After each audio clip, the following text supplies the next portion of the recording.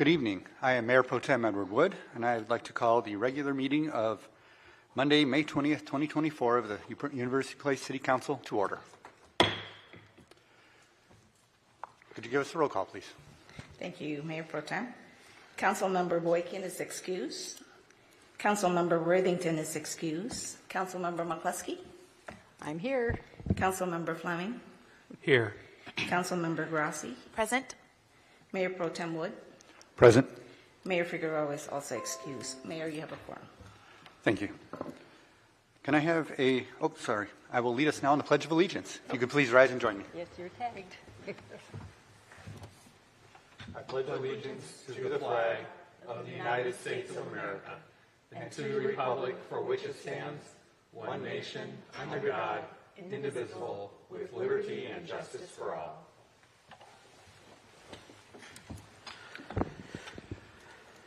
Can I have a motion to approve the agenda? I'll move to approve the agenda. Second. Any objections? Hearing none, the motion passes unanimously.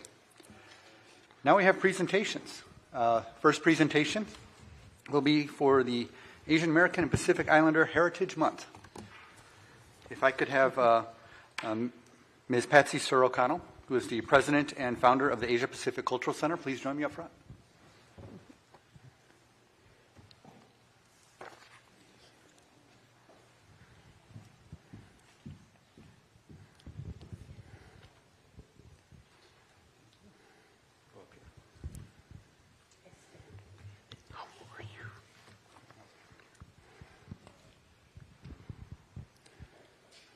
A resolution of the City of University Place City Council providing its intent to designate certain additional areas of the city's Northeast Business District. Nope, I am sorry. This is not Asia Pacific. That's the other one. Okay, This one. thank you. This is our resolution. All right, I apologize. It's fine. City of University Place proclamation. Whereas Asian American and Pacific Islander Heritage Month is an annual celebration that recognizes the historical and cultural contributions of people of Asian and Pacific Islander descent to the United States, and whereas Asian Americans and Pacific Islanders bring a diversity that represents one of our greatest strengths, and by recognizing their contributions and accomplishments, we celebrate the importance of inclusion to building a brighter future for all of our citizens, and whereas Asian American and Pacific Islanders have contributed significantly to many facets of American culture and society, including science and medicine, literature and art, sports and recreation, government and politics, and activism in law, and whereas Asian American and Pacific Islander Heritage Month is a time to recognize and celebrate the rich cultural heritage of Asian Pacific Americans and their contributions to our state's economic, social, and democratic institutions, now therefore the City Council of the City of University Place do hereby proclaim May 2024 as Asian American and Pacific Islander Heritage Month and call this observance to the attention of all of our citizens. Proclaimed by the City Council of the City of University Place, Washington on May 20th, 2024. Signed by Javier Figueroa, Mayor. Thank you so much.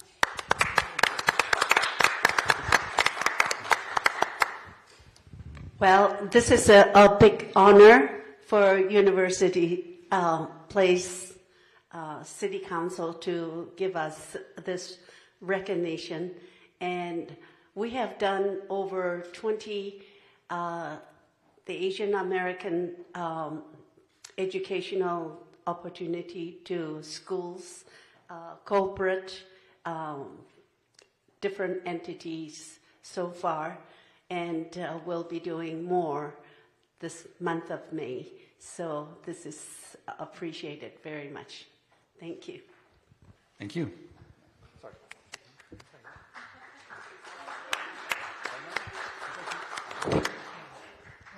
Thank you. Good evening, everyone. I've been here several times because I live in the city, but I really appreciate it. I've been with APCC for about 27 years, and it's a long road. Yeah, we have a new building under construction on South Tacoma Way, 4851, same location as we were before, and I believe construction started today. So drive by there, see if the progress coming on. Here comes our youth program coordinator, manager, and thank you. Would you like to say? You like to say a couple words? My name is Sinun Ham. I work for Asia Pacific Culture Center. Thank you so much for giving us this proclamation. It meant a lot to our organization and the work of my executive director and our president does in the community. Thank you, council member, mayors, and member of the community. Thank you. And thank you. Would you guys like to join?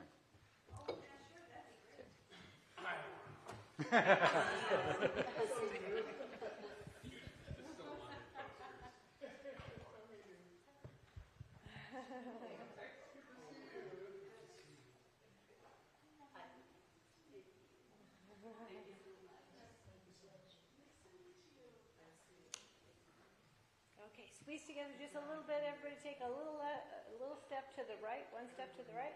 Well, this is good.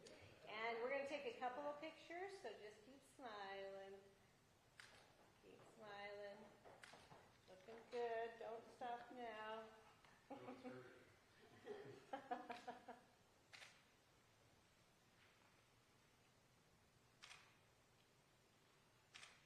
Okay, great. Thank you.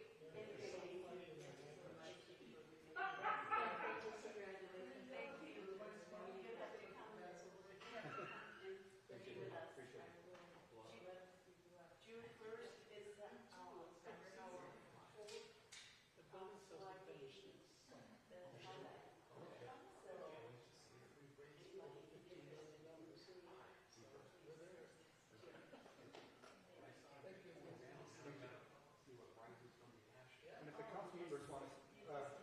council members want to stay up, we're going to be doing one more presentation. You can just stay here and be part of it. All right. All right. So the next presentation is for the Color It Up or Color It UP contest winners. If you are a contest winner, I think you're in the room. maybe should I do the presentation first? Presentation. Oh, please do presentation. I didn't realize you had one going. That's okay.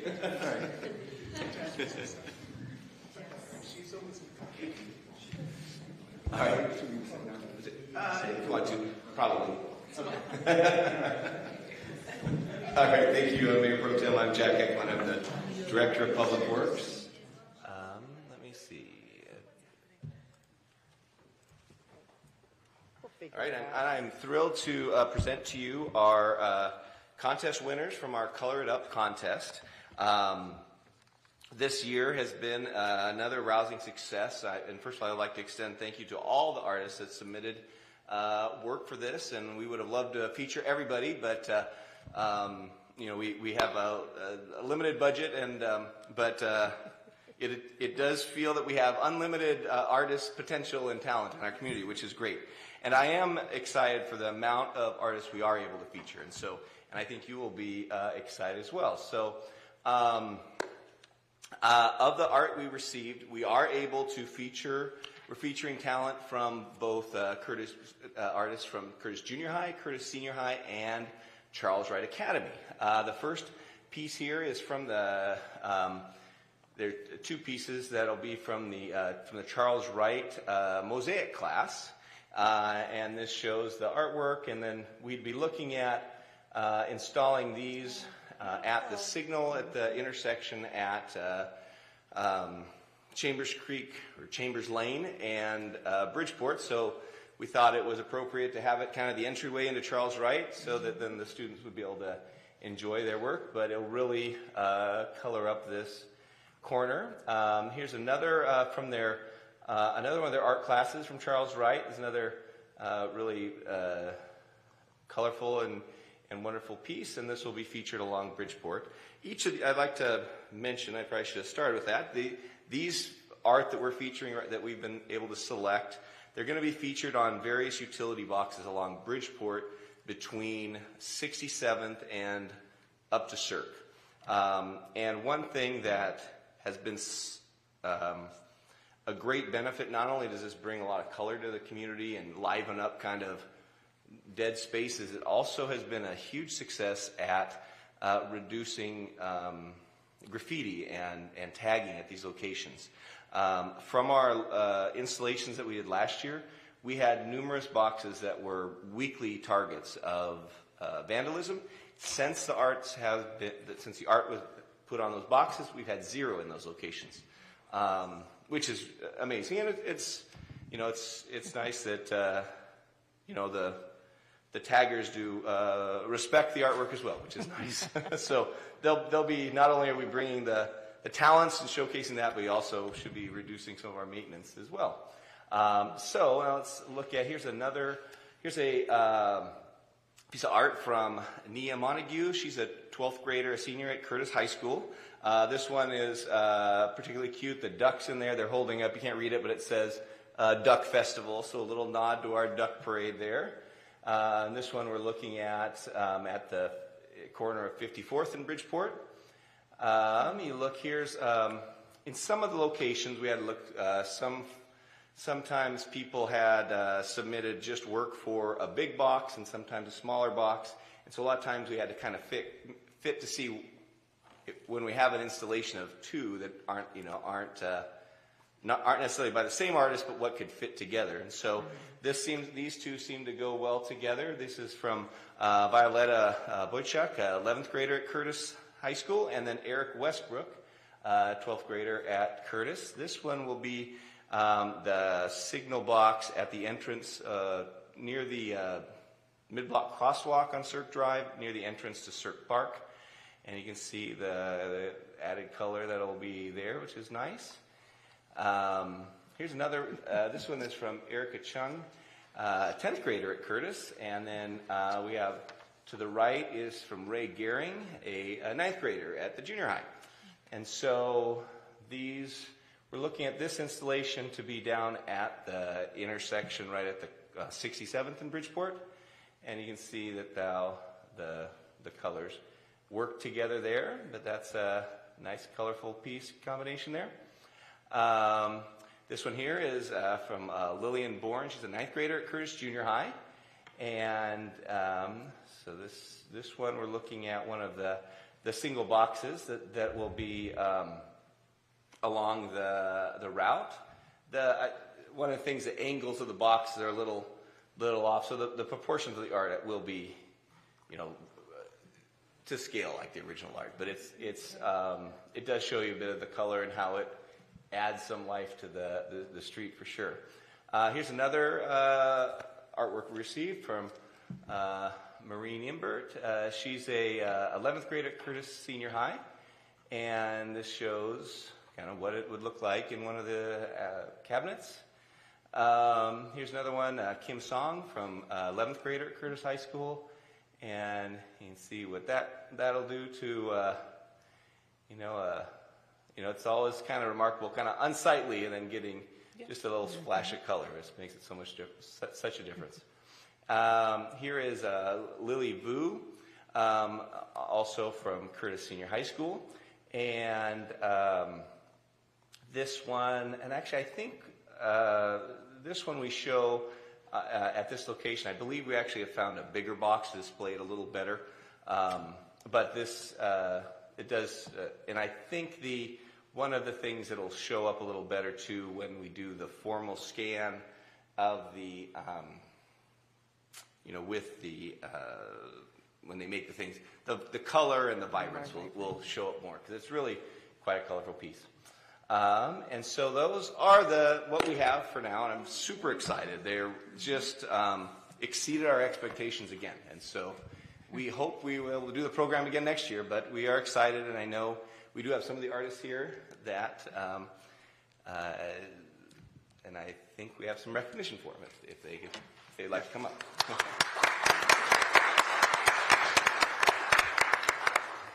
Can I have all the students representing winners please join me up in front here? Actually, if we all want to just come down at the same time.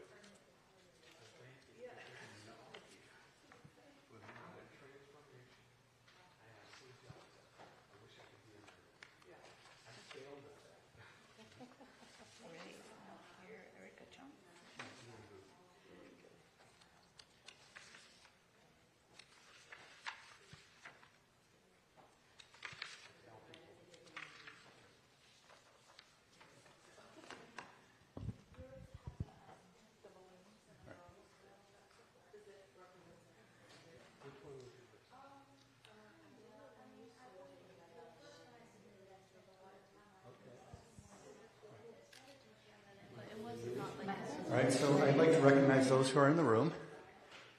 And I'm going to, sorry to interrupt the conversations here for a minute, but I have a certificate here for Lily Vu. Thank you. For Marina Imbert and Lillian Bourne. And if we could all just give them a round of applause.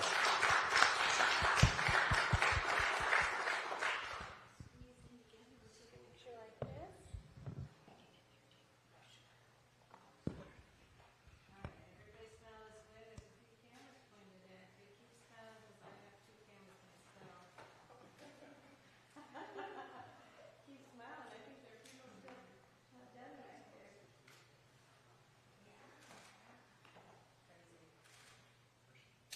Okay, works for me. Would family members like to come up and get a picture too? Family members, come join us. Family members? Yes, let's do it. Family members? Oh, I don't know. Photo op for you. We'll let Dad go. Squeeze in a little bit tighter. We're gonna take, and make sure I have everybody, and smile this way. And don't move, don't move, don't move.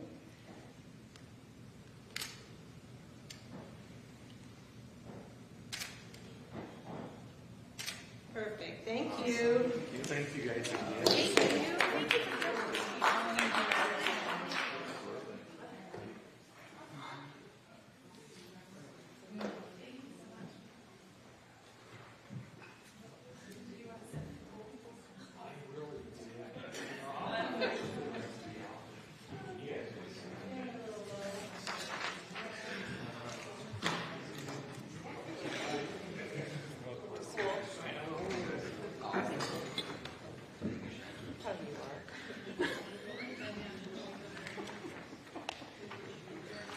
Here's the song about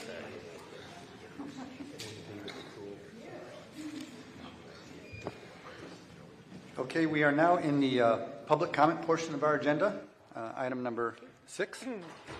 And for this is an opportunity for, okay, this is an opportunity for members of the public to provide comments to City Council about any items not appearing on the agenda or the consent agenda. I'm sorry? Nobody signed up for public comment inside. Is there anybody in the room who would like to comment who has not signed up? Okay, seeing none. Is there anybody online?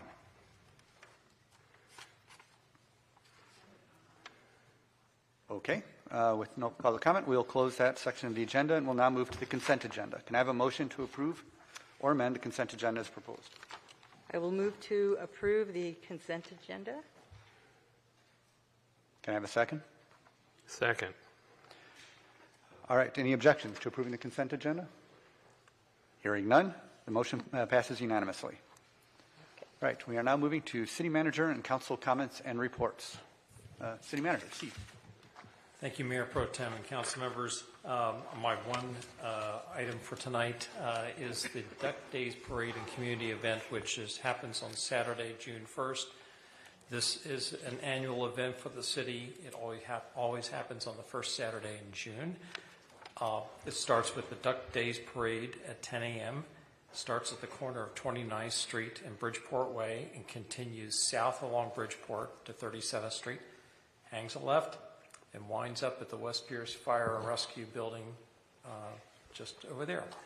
The festivities this year will continue at the Village of Chambers Bay out here on Market Square.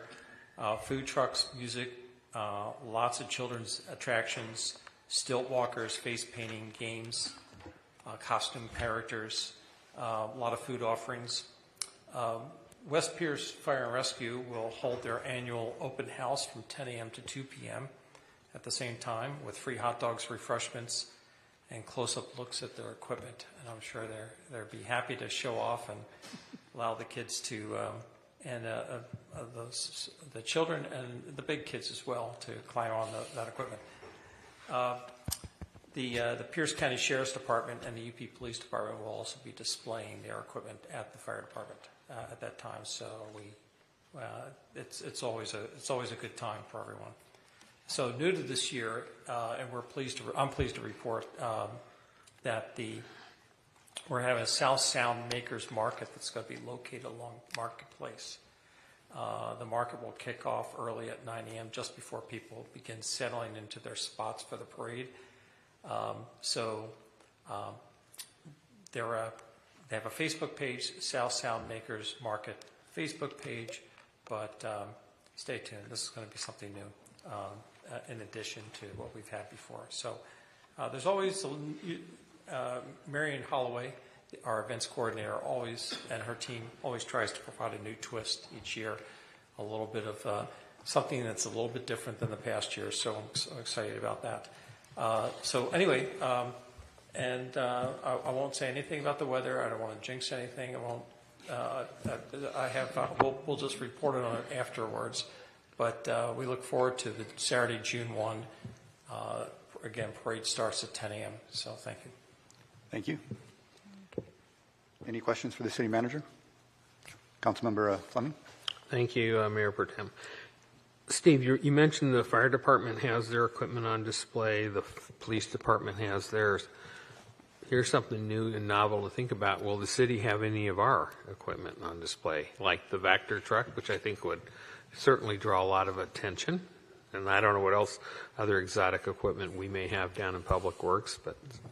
Well, if Public Works wants to register their equipment for the parade, we might let them in. Well, I would say I think the city manager ought to talk to the Public Works director. I think you might have an in there. I just happen to be meeting with the director tomorrow, so I'll mention that. Yeah, I think it would be awesome. I mean, think about this for 30 seconds. I mean, the public pays for all that equipment for us. They ought to just see what they're buying.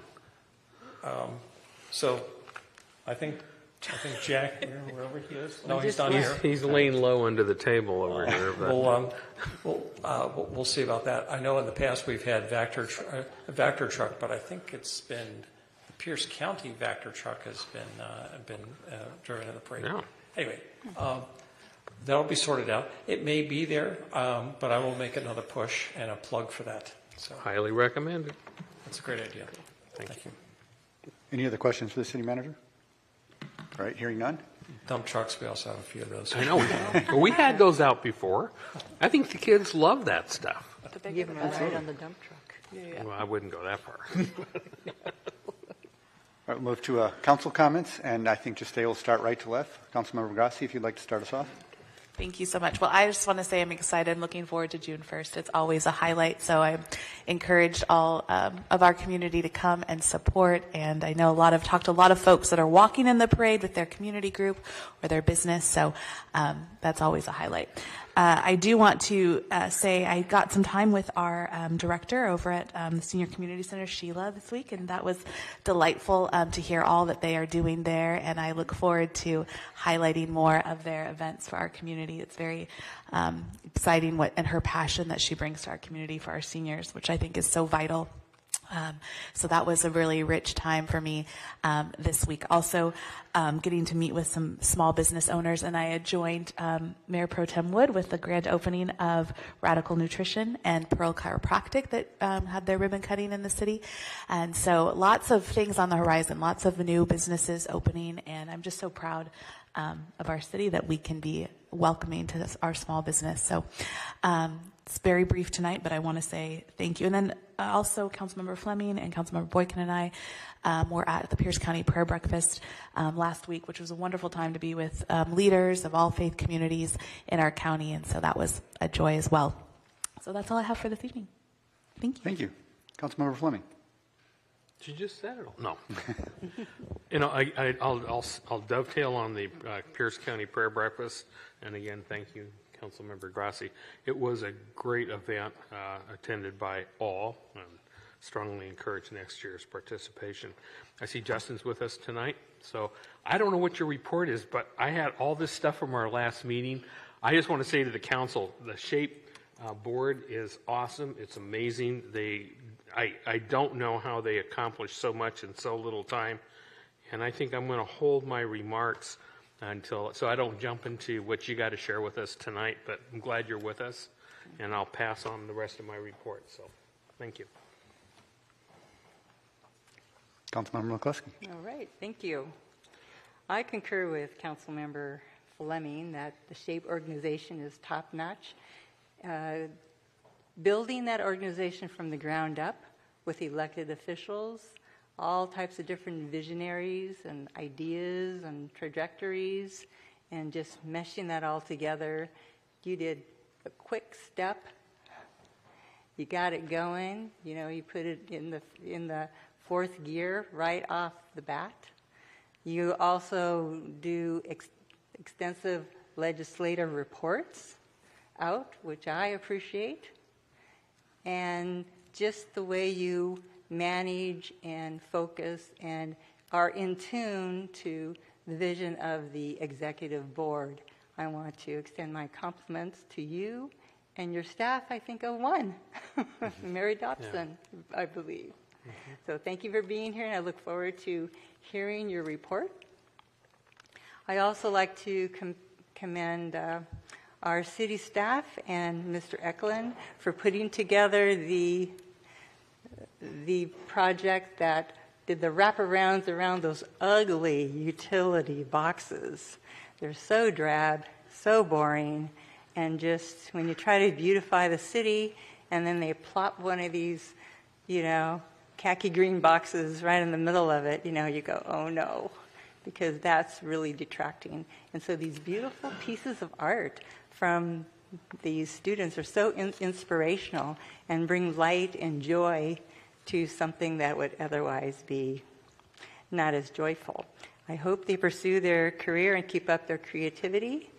And I look forward to the next set of wraparound projects. So thank you for spearheading that. I'm sure it was a fun thing to do, actually. Right? And the Asia Pacific Cultural Center, I've been tracking with them for well over 20 years. It's been their vision and their hope that they could have a brand new center. And it's coming to fruition with I guess they're doing a groundbreak today or starting to build it out today. Mm-hmm. And I know how hard Lua Pitchard worked with all the cities and agencies to come together and bring the rich, diverse cultural histories to our area with activities and projects. And now it's coming into a building that's going to house all those wonderful electric cultures with their food and also their traditions. So that's really going to augment our area, because the more diversity we encourage and it's inspirational, that just synergizes the rest of the communities with their joy and the excitement and just appreciating who they are, where they came from, and how they're becoming. Thank you. Thank you. So my comments are going to sound a lot like some of the others you've just heard. I, again, enjoyed the Radical Nutrition and Pro Chiropractic opening. That was great fun, and it was an honor to be there. Looks awesome, honestly. This Colored Up program was amazing. I loved it. I love the art and seeing the differences in the styles as well, too. I was really enjoyed that. And then finally, echo the city manager and say, please come to Duck Days. This is going to be a lot of fun. Thank you. And that concludes our council comments and reports. We're now going to move into a study session. And the first thing we'll do on item number 9 is talk about HB 1406 funds. If I could have Kevin Brisky, our Community and Economic Development Director, and his guest, Jason Gauthier from SHAPE. Thank you.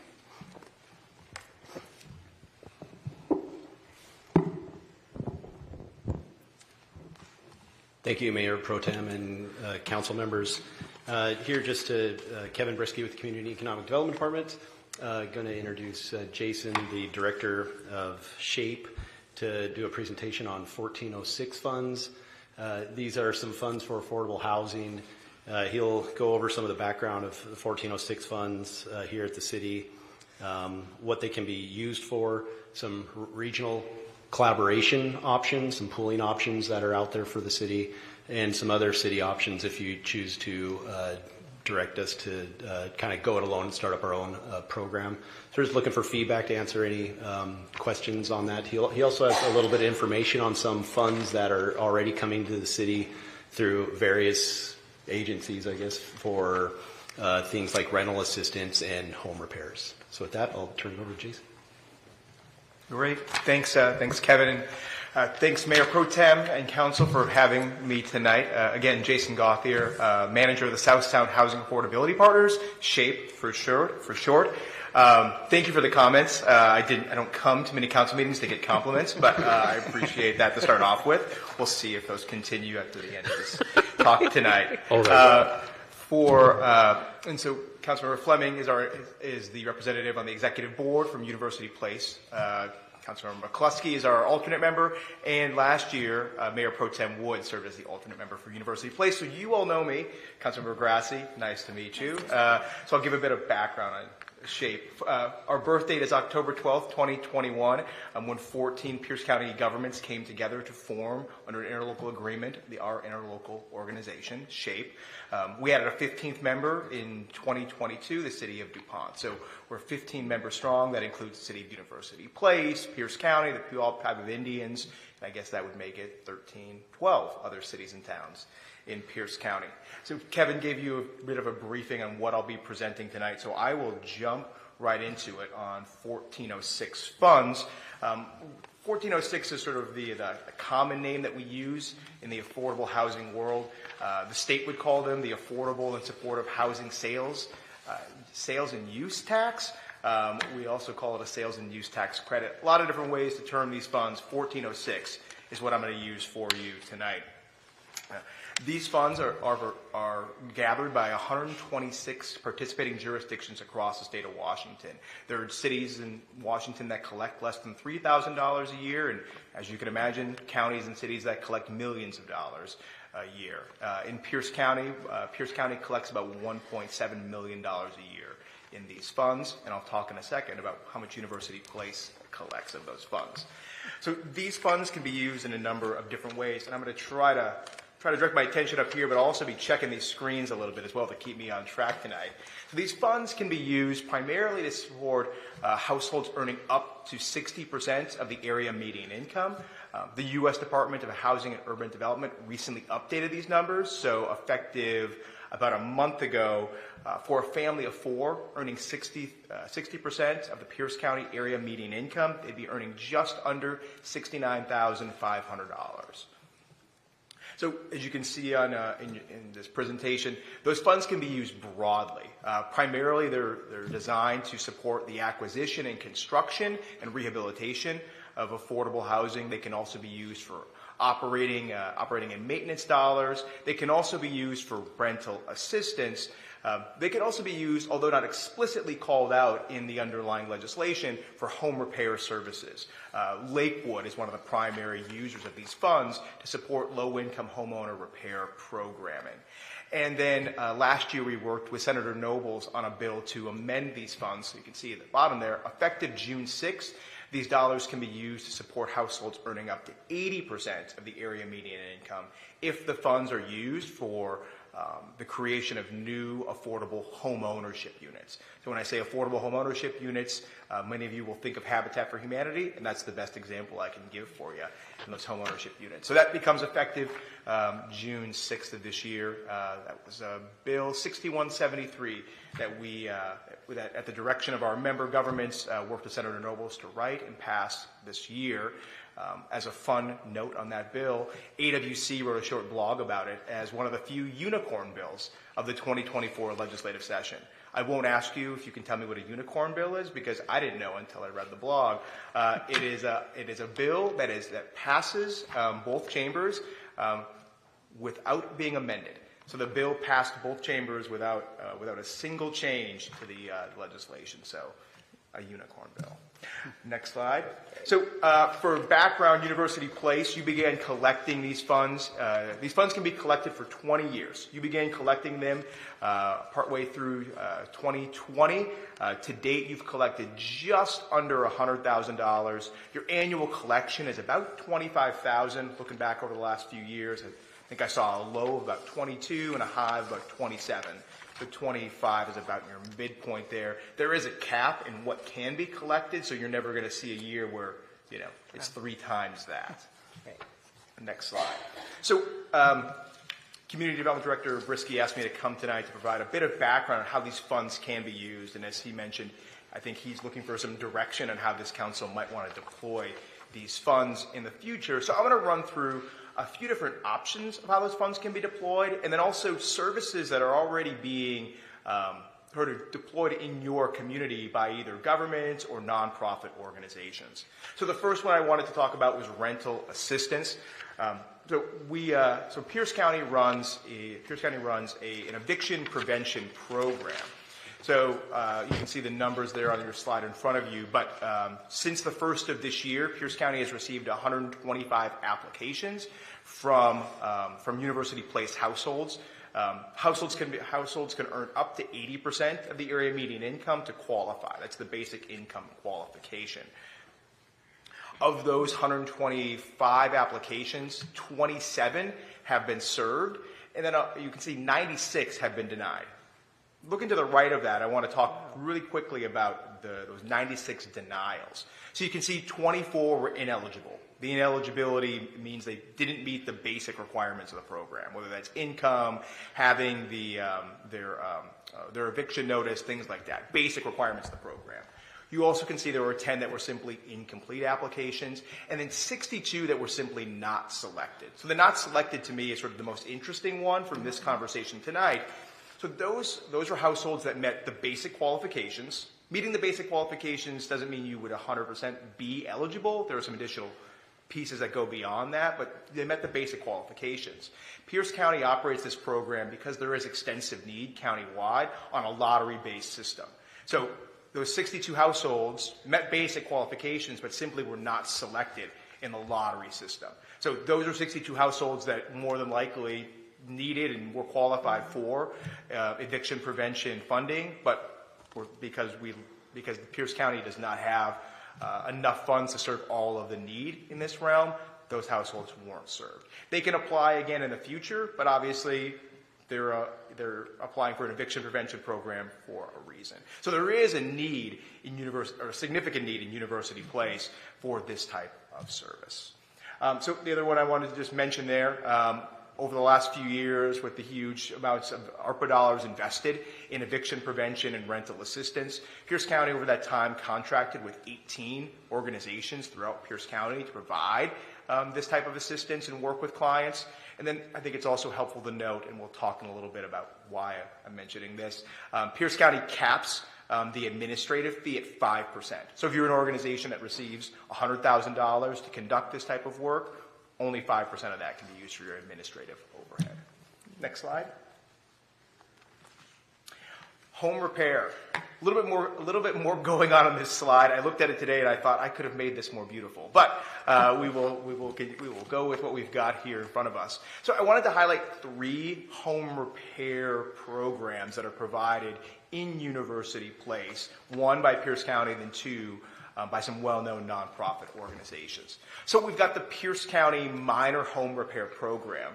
The Minor Home Repair Program can do a bunch of different things, but it's capped out at $15,000. I say that, and you might be looking at the number there of $23,000, but only 1 project.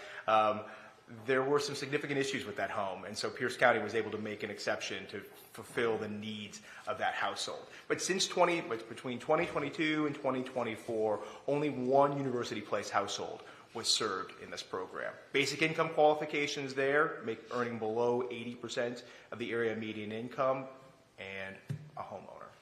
Second, we've got Habitat for Humanity's Aging in Place program. So this is limited to households earning under 80% of the area median income, and also senior households. I believe that's over the age of 65, but I'll have to correct myself if I'm wrong.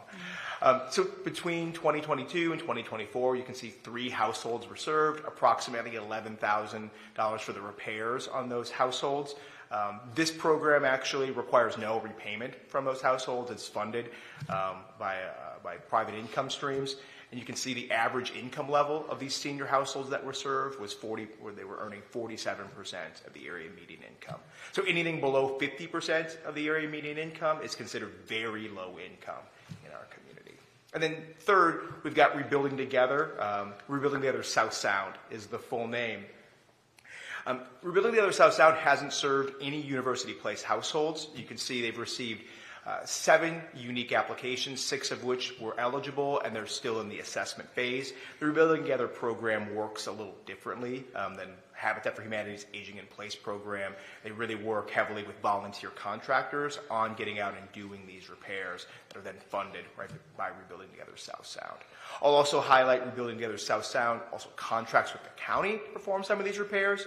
They're under contract right now to perform 30 to 50 repairs, utilizing some ARPA dollars in that progress. And then the final thing, and as I mentioned on the last slide, administrative fees. So for programs contracted by Pierce County to provide home repair services, it's capped at a 10% administrative fee. Next slide. So the SHAPE Housing Capital Fund, this is my wheelhouse now. This is something that I believe Councilmember Fleming, speaking for you, was excited about back in December when our board took action to create a regional housing fund to fund the production of new affordable housing in our communities. The board took action at its December meeting to both create the fund and also to establish rules and procedures for the fund. For those new to SHAPE, the ILA that was signed in 2021 by our member governments envisioned a regional capital fund, but it was envisioned as something that would have to be negotiated and figured out between the parties as we went on. So we took action that was granted in the ILA to create that fund. We had 4 jurisdictions decide to fund us, that fund the capital fund in 2024. The City of Auburn, the City of Fife, the City of Sumner, and Pierce County. Pierce County acts as a matching agent. So that for dollar that our cities put in, Pierce County puts in. All of those dollars are 1406 funds, the same funds we're discussing tonight. So this year's NOFA that was released just under a month ago had $527,000 in it to fund affordable housing projects and programs. I could talk a lot about the capital fund and that NOFA, but I will, if there are questions, I'm happy to answer those. So next slide. So member governments can fund on an annual basis into the capital fund. Funding into the capital fund will deploy your funds on an annual basis. It also gives you a seat at the table. The rules and procedures adopted by the board create a fund committee made up of a staff member or a designee from each funding government in that annual basis. That fund committee has a couple of 2 primary things they do. Number one, they establish the priorities for how those funds are going to be used in that year. And second, they make award recommendations to the executive board. So this year that committee met, I believe, 5 times before that NOFA was released to establish 6 priorities. I won't run through them all because it would take us a little while. The one that I think is most pertinent to any government is the geographic priority. So if I put money in the bucket, where might it get spent? So we went with a tiered system this year. And so all of these have points associated with them and our scoring process that'll be done by that fund committee. But on the geographic priority, Tier 1 are projects funded inside the governmental boundaries of those funding governments. Tier 2 are areas adjacent to the boundaries of those funding governments. And then Tier 3 is simply any projects in Pierce County. So although University Place isn't a funder in 2024, if a nonprofit organization had a project that it was looking for funding for, it could apply to the SHAPE Capital Fund. And again, out of respect for our member governments, one thing that we did include as part of our NOFA and will continue to include as prescribed by the rules and procedures is any applications to be complete need to have a zoning confirmation letter from the government that they're working with. So if we received an application from, let's make up the organization, Habitat for Humanity in University Place, that application would only be deemed complete and eligible if it had that zoning confirmation letter from your staff here. The idea there is we want to make sure that our member governments are aware of projects that might be applying to the SHAPE Capital Fund. This was not on my notes, but as you can tell, this is something I spend a lot of time thinking about. Next slide. So SHAPE support. So this is something that we wanted to talk about as well tonight. So again, I think Kevin was looking for some direction from you all and how you might be most interested in spending your 1406 funds in the future. So specifically on your rental assistance and home repair side, there's a number of things that SHAPE is here to assist with, as much or as little as any of our member governments would like. So our best practice recommendations from both Pierce County and our administering agency, Pierce County. So for those of you that know, if you send me an email, you send it to a Pierce County Gov email address. We fly under the flag of Pierce County, which Councilmember Fleming and Councilmember McCluskey, you said, I think one of you said, you're so surprised at all the work that we get done. We do have a good backbone at Pierce County that helps support a lot of the work that we get done as well. On those recommendations, there's two that I will make unprompted for you tonight. If you choose to go down either the home repair or rental assistance side, two things to think about. The amount of funding that you've got available, I would focus on either doing one of those things. So if you said, we'd like to do both, home repair and rental assistance, with $100,000 in the bank and $25,000 coming in annually, you're really best off choosing either or and not both. It just isn't a big enough source of funds to make that big of an impact if you're splitting it out two different ways. The second one would be if you went with home repair or rental assistance as how you want to use those dollars, it would be contracting with a single entity. Again, it's $25,000-ish annually. You're best off putting it out, our second number there, in a competitive request for proposal. And we're also happy to help with that. We actually do that pretty regularly with our member governments in their when they seek contracting services to help on some land development front to help with those RFP developments. Also, outreach and marketing of that RFP, we could be very helpful there, again, with Pierce County as our big backbone.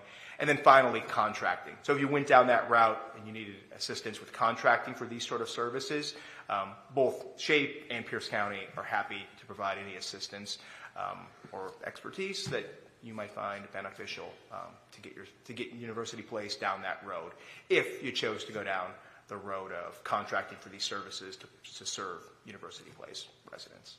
Next slide. And that's the last slide that I have for you tonight.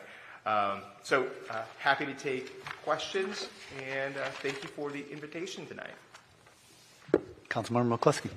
Okay, thank you. Thank you for the wonderful presentation. Couple things. Our $25,000, the cities that went into the regional housing funds, the 4 entities there, were they using those funds to fund that collectively? Yes, all of the dollars contributed to the fund are 1406 funds that those jurisdictions collect. Okay. And then I'm going to preemptively answer a question you might have coming up here. You mentioned $25,000 of 1406 funds. I should note, City of Fife collects about $75,000 annually. City of Sumner collects about $50,000 annually, and then the City of Auburn collects more, but they contribute a population proportionate amount to our capital fund. So $15,000 they contribute to us. For them. Okay, thank you. So, if we were to pull our funds together in this entity, and there is for happenstance, a greater need in University Place than our $25,000 input, will we get more if there is a greater need? And for example, there's a group of people collectively that are in dire need of home repair and rental assistance in University Place. Would they be able to extend beyond their $25,000 contribution into the fund? Is it proportionally looked at that way, or is it proportionally looked at according to the need countywide? Or in their jurisdiction? I guess you have to be a funder in order to get the funds. Not necessarily. No, definitely not. So, so the fund is designed as a capital fund. Now, that could change in the future, but it's designed as a capital fund. So the dollars are going to be used to acquire properties or buildings, or for capital construction, the sticks and bricks of building stuff. Okay. So as far as so again, the geographic priority, so I look at this through how are we going to score these applications when they come in. So, I think I'll give you a number example. So there's a possible 10 points in the geographic priority. So if you're a project and you are if you're in one of the funding jurisdictions, you're going to get 10 points. If you're in an area adjacent to one of those cities, you're going to get something like 7 points. And if you're in Pierce County, you're going to get 5 points. So you just get higher points when it comes to the capital funds. So I think you might have been describing a little bit as well on sort of the rental assistance or home repair side. Again, the fund committee could decide to go that route. Based upon our conversations, I think it's unlikely that they would pool funds to be used for a service like a home repair or rental assistance. And the amount of money, my assumption is we won't see more than 1 or 2 capital projects funded in any given year with $500,000. More than I would say, if I was a betting man, I would bet that we'll fund 1 project with a full $500,000. Okay. So there's really low numbers with the rental assistance and the home maintenance repairs. Is that because the criteria well, I know one is on a lottery system, right? So the home repairs, is that on lottery system as well? No, those are if you're eligible, you can apply. I was surprised to see how few in University Place. I think we could probably look at some economic data and some information about homeowners to make some assumptions that there aren't many homeowners that are low income in University Place or that need repairs. That may or may not be true. The other thing that I think we want to encourage member governments to do more of is to work to promote some of these programs in their communities. That's something that I think is going to end up on our 2025 work plan, to better work with our member governments to promote, especially the Pierce County program, because it is so robust. So, but I was surprised to see how few repairs by any of these programs had been done at University Place. Yeah, I am too. So with the seniors and let's say the maintenance component to that, so would you look at other grant opportunities in order to augment those funds? We could certainly support the City of University Place if you were looking to head that direction. So. Yeah, because part of my concern in the back of my mind is the aging seniors, is that they stay in the homes that are in disrepair. Then eventually, something happens, they sell it or the estate sells it, and the home is in really dire condition, almost to the point of being a little uninhabitable. And so to get to the vision that we would like our seniors to continue to age in place for as long as possible because it's better for their health and wellness and that sense of community, and there's other things that obviously will go into that equation. But to look at this and see how we can augment some of those limited dollars that we have with such the great need. So if there is a senior or somebody that has a disability, and there are a lot of floating grants out there that you could bring in to help create more of an opportunity that may not have some of those restrictions, that you can loosen up the fringe a little bit, and like you said, the marketing component, so that people are aware. And it's really a sad commentary that there's a lot of funds out there to help people with rental assistance. And yet we have, 47 people or households in University Place that couldn't get a desperate need to keep them in their homes.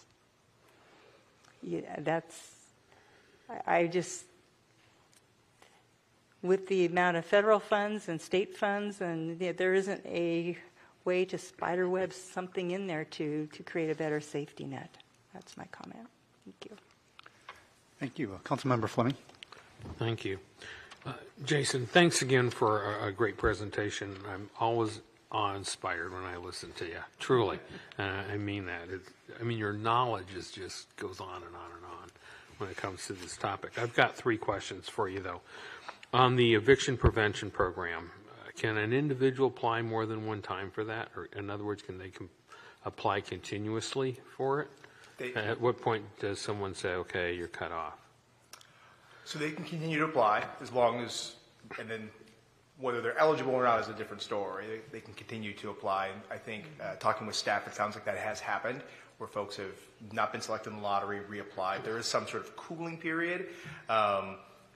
Again, it's an eviction prevention program, so they are sort of at the end of you are about to be evicted. So I'm surprised we see much of that, but it does happen. Okay.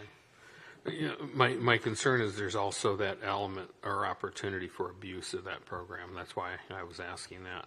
And where you have abuse and others who really need that program don't get considered because you got 1 or 2 people who are just constantly back there versus trying to get other resources or finding other ways to stay there.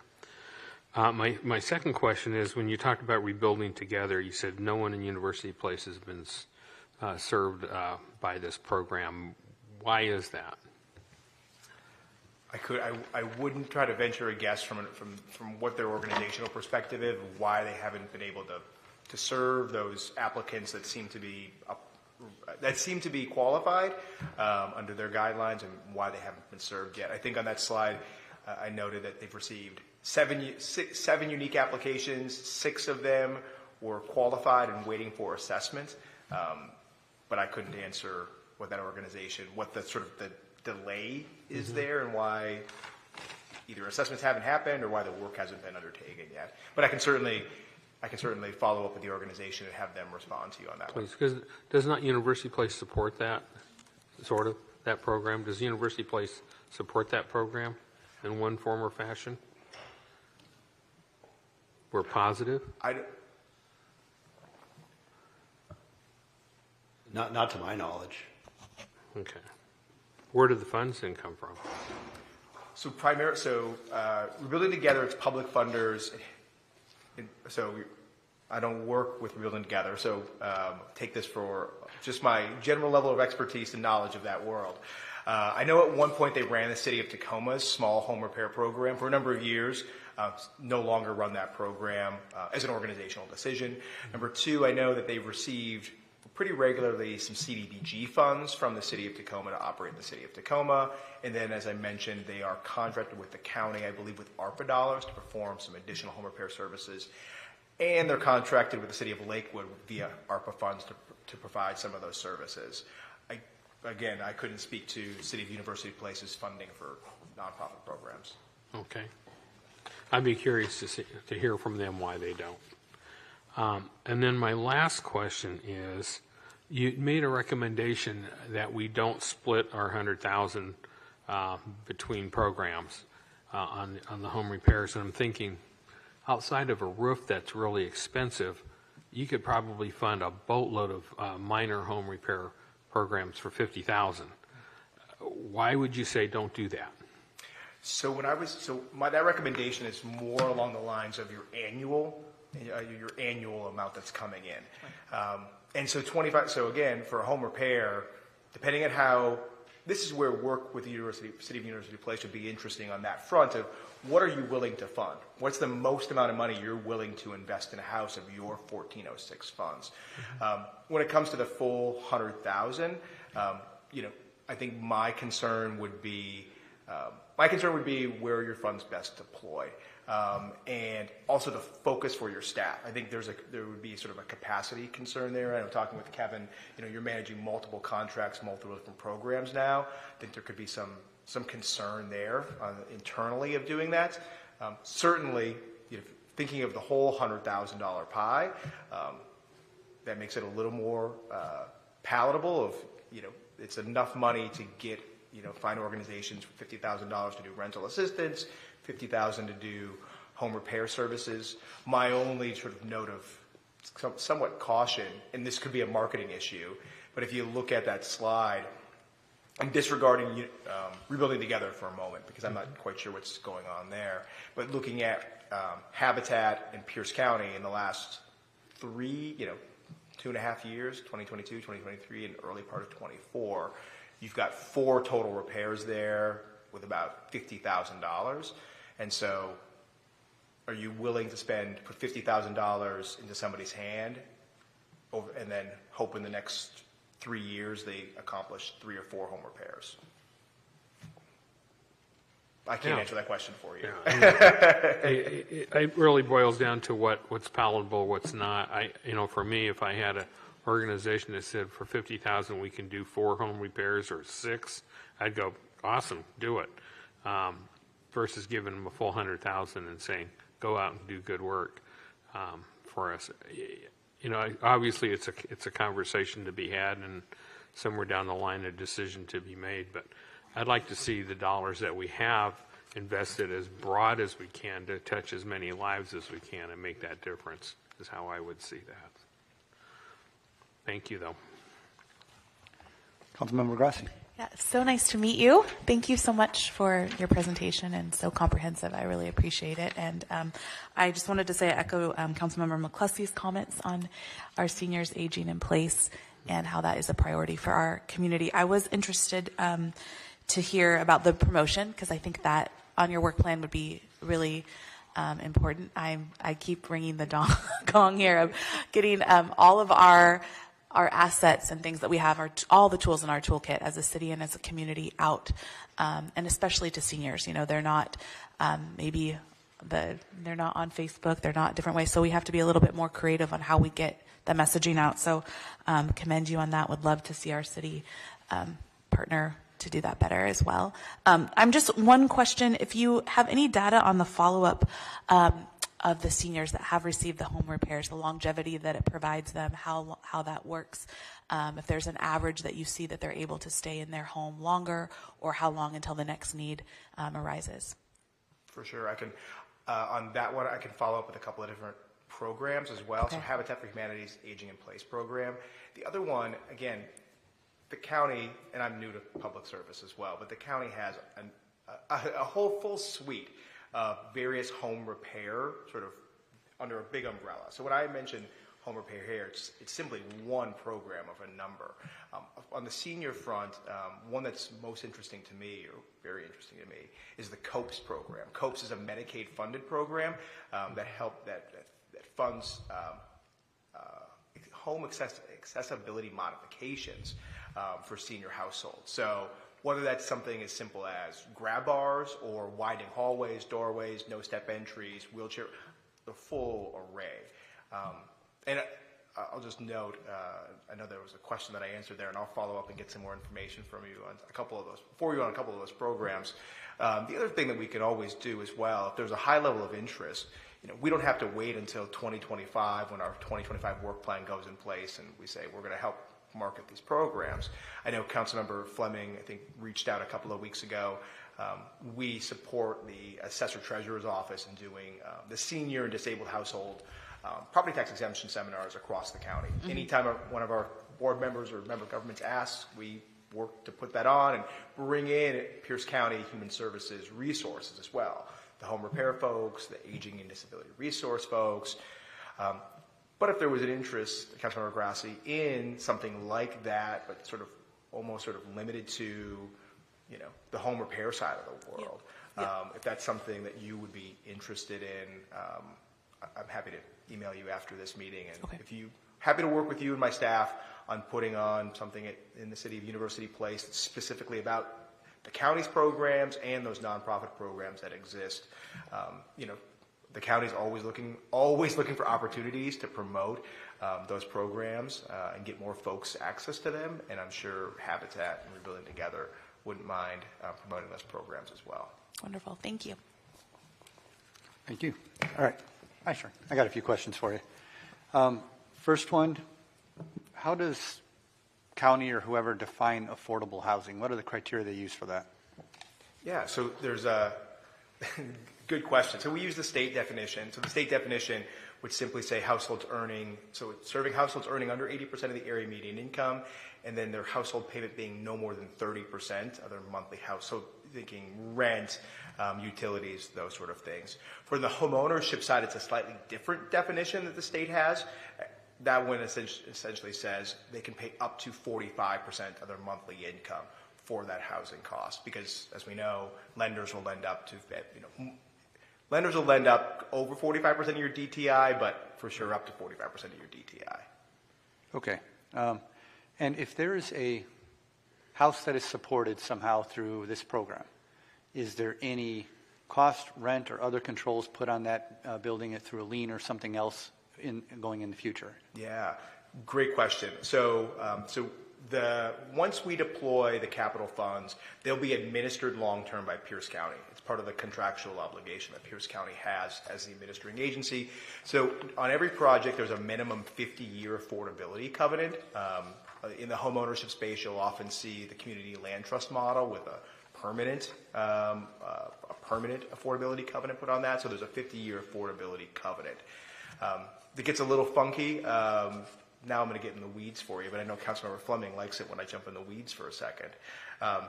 Those funds could also be used to fund a project where part of the building, thinking of vertical, multifamily structure, where part of the building is going to be market rate and part of the building is going to be affordable. And so at that point, you're restricting the percentage of units in that building, but still for that minimum 50 years of that affordability covenant. Okay, and if somebody, say, repaired a roof on a house, that was, say, as my compatriots are talking about, what does that do to the house? So now we're talking about the underlying state legislation, 1406 funds. 1406 funds are, I think city attorney sitting next to me, so hopefully I don't, I'm not a lawyer, but the city can decide how it wants to use those dollars. So if you said honestly, you could design the program however you wanted to. So you could it's got to be 20 years of affordable housing. It's got to be 1 day as affordable housing. If you sell the house, you got to pay the city back. We give you the money, we do the repair, and we walk away. And if you sell the house the next day and it's in its repaired fashion, that's great for you. So there's the 1406 funds. The beauty of them is that, I sort of laid out the basic criteria, and the basic criteria is you got to serve households under 60% of area median income for most of it. And after that, you can decide how you want to set those programs up. My final note, and they're used differently. So City of Lakewood uses those funds in the home repair. One of the reasons they decided to do that was they do require repayments upon sale. So you're a homeowner, you receive these funds, or somebody repairs something, there's a lien on the house, or it's recorded against the house, whatever the price, whatever the cost was invested. You sell the house someday, those dollars, they go back to the City of Lakewood. So there's a lot of ways to set that up. Okay, that's helpful. And I think I heard you say this right way when you're talking about going out for a request for proposals. That means we could work with a nonprofit or other organizations. They just provide a proposal kind of thing. Mm-hmm. Okay. Correct.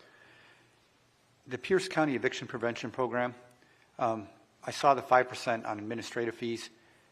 If we put in $99,000 and change, do we get $99,000 back, or is that distributed more towards need or across the county, or do we get a proportional sum back? I'm going to ask to clarify the question. Sure.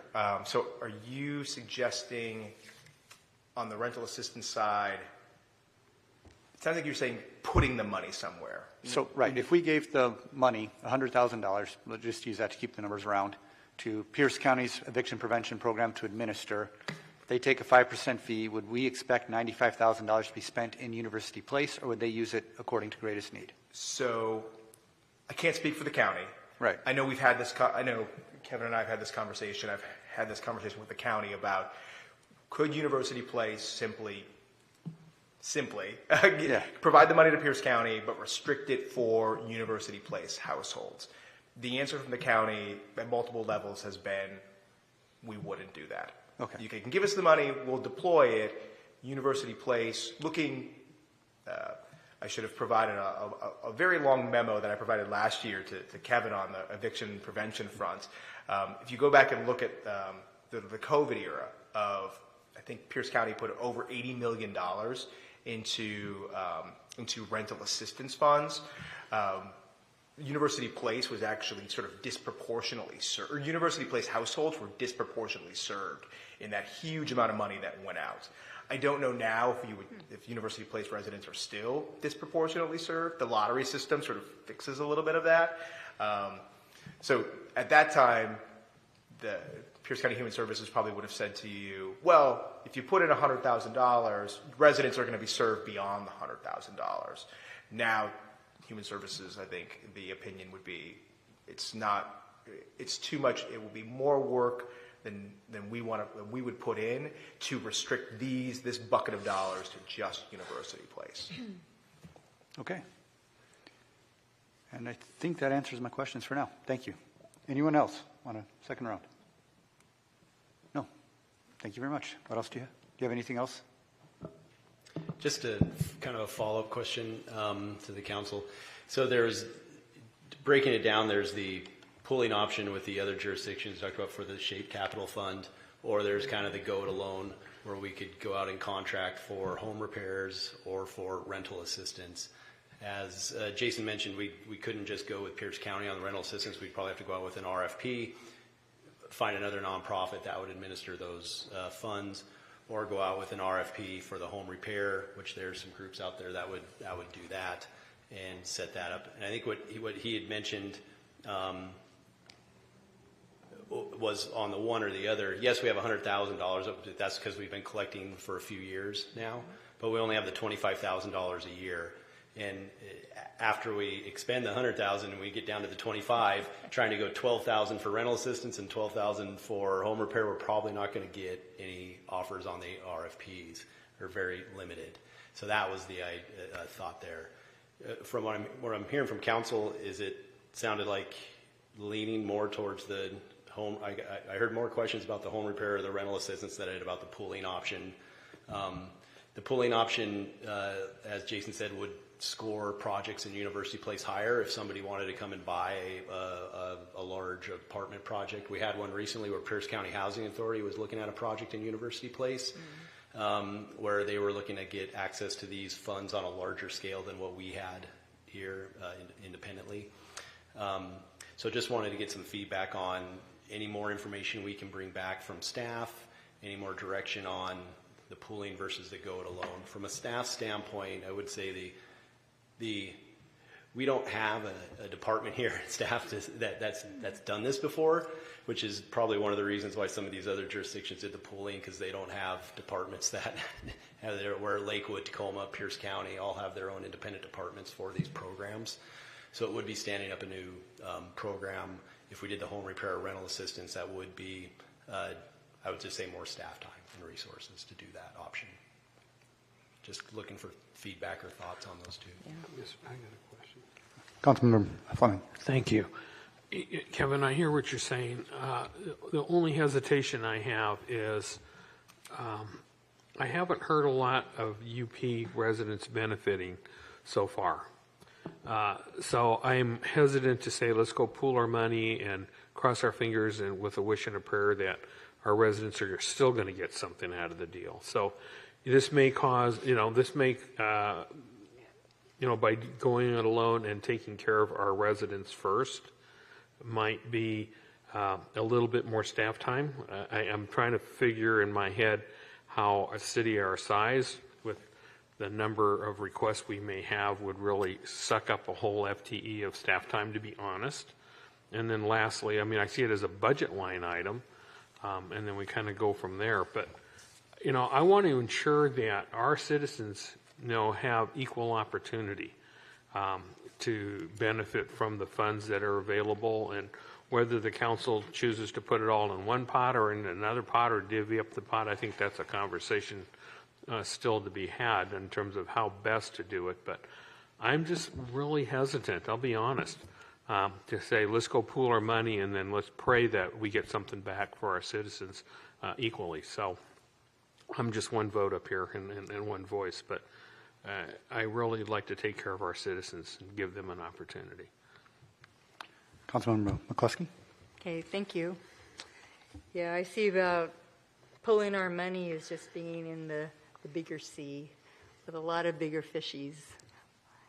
It's only $25,000. So, but then I look again on the eviction and all the households in University Place that didn't have the opportunity or even some funds to renegotiate their rent so they could stay in their homes or in their apartments. $25,000 probably would have made a big difference for a number of families. And the other thing that's floating in the back of my mind is the administrative cost. It's only $25,000. So I'm thinking maybe of partnering with a known nonprofit to put in some seed money, because with the known nonprofits, they have to augment their base fundings with different grants and funders and other opportunities that way. And so we can find an entity that's willing to accept $25,000 a year of our funds in order to focus on the applications of University Place citizens that got their eviction notice. I think that in that way we could help a larger pool of University Place residents, and that $25,000 can go a little more. So that's kind of the thoughts I'm toying with right now. Makes sense. Councilmember Grassi. Yeah, thank you, Mayor Pro Tem. I am all for collaboration, and I appreciate it, but I agree with my council colleagues that I want to see the most, in this case, the most legs we can get with these dollars for our residents in the city, and I feel like it's worth. I also hear you, Kevin, on staff time. I understand. I think that this is such a vital resource and a very unique small window that we have critical dollars to work with, that we could actually get some boots on the ground here and see some residents reach. So I tend to agree with my colleagues here on keeping it in-house. Let me comment, and then you can have another turn. Thank you. All right, so my thoughts are actually quite similar overall. I do want to focus much less on the pooling option right now to see the viability of what we can do locally. I agree with Councilmember McCluskey on the idea of possibly partnering on an eviction prevention program. And honestly, that's the way I was leaning to begin with. But when you mentioned that Lakewood has a program where they actually recoup funds after the sale of a house, to me that sounds like a potential gift that can keep on giving. Because over 20 years, we're going to get about $500,000 of the program at $25,000 a year, if my math is right. And if we push that money out into helping a senior replace their roof, and in 10 or 15 years that house sells and we get that money back, well, then that pool can then be used again to support new seniors, other people who are out there, and create an ongoing thing. My question on that, though, even though I really like the idea of having this semi-permanent fund that works for us, is how hard that would be to administer. Again, sensitive to your staff considerations. Is that something we can do relatively easily? Is it going to be, some kind of crazy administration? But I would like to hear more about that option as well. And then, just to confirm, are we on any kind of clock right now for obligating the funds we have? We are not. Okay. Go ahead. Not at present. Not at present. Not at present. You may have heard when we had our legislative update that there was a very strong desire for cities such as University Place to start spending their 1406 funds if they had not spent it. We are not the only jurisdiction that received similar sort of chatter. Having said that, I do understand that there's a number of jurisdictions still in the same boat where they haven't made a decision on what to do. Do not be surprised if you start seeing legislative action beginning in the 25 session or beyond if folks are not spending those 1406 funds. Okay, but right now, housing is one of our council goals for this coming biennium. We've got time to talk about it in the context of our council goals. Would that be correct? So if that's the case for now, then I would say that we also kind of rope that into part of that. That would be my take on it. Councilmember McCluskey, you had another comment? Yeah, I was also going to question the stale date of the funds, but I think that's imminent. I'm sure the state will help us with that. When Mayor Pro Tem Wood talked about the Lakewood refunding by placing a lien on the home, isn't that a home ownership? Because if it's a rental assistant, why would there be a lien on the home? It's just for the home repair program. That's what I thought. Yeah, just Was for that home what you're repair. referring to? Yes. Oh, okay. Yes, absolutely. Right. I was on the track of rental assistance and the partnership with that. Right. So I didn't do I was a looking at mental both sides. switch. Yeah. Got it. All right. Okay. Thank you. Any further questions? All right, thank you very much. Appreciate your time.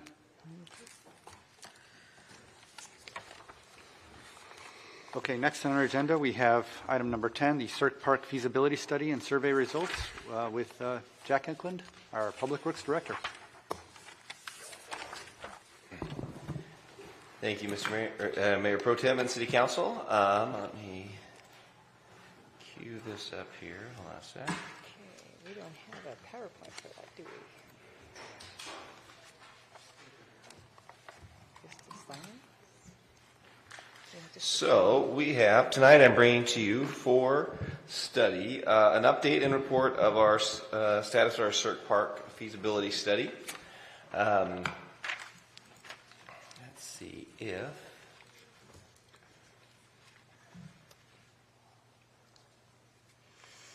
Is there any way to show the screen, Emmy?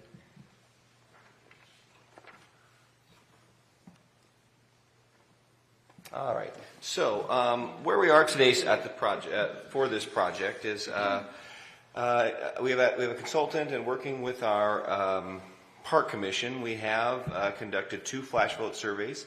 And last month we did hold a public meeting, in which we had about 28 people there, including Councilmember Grassi. And so if, some of this information you will have already heard. So.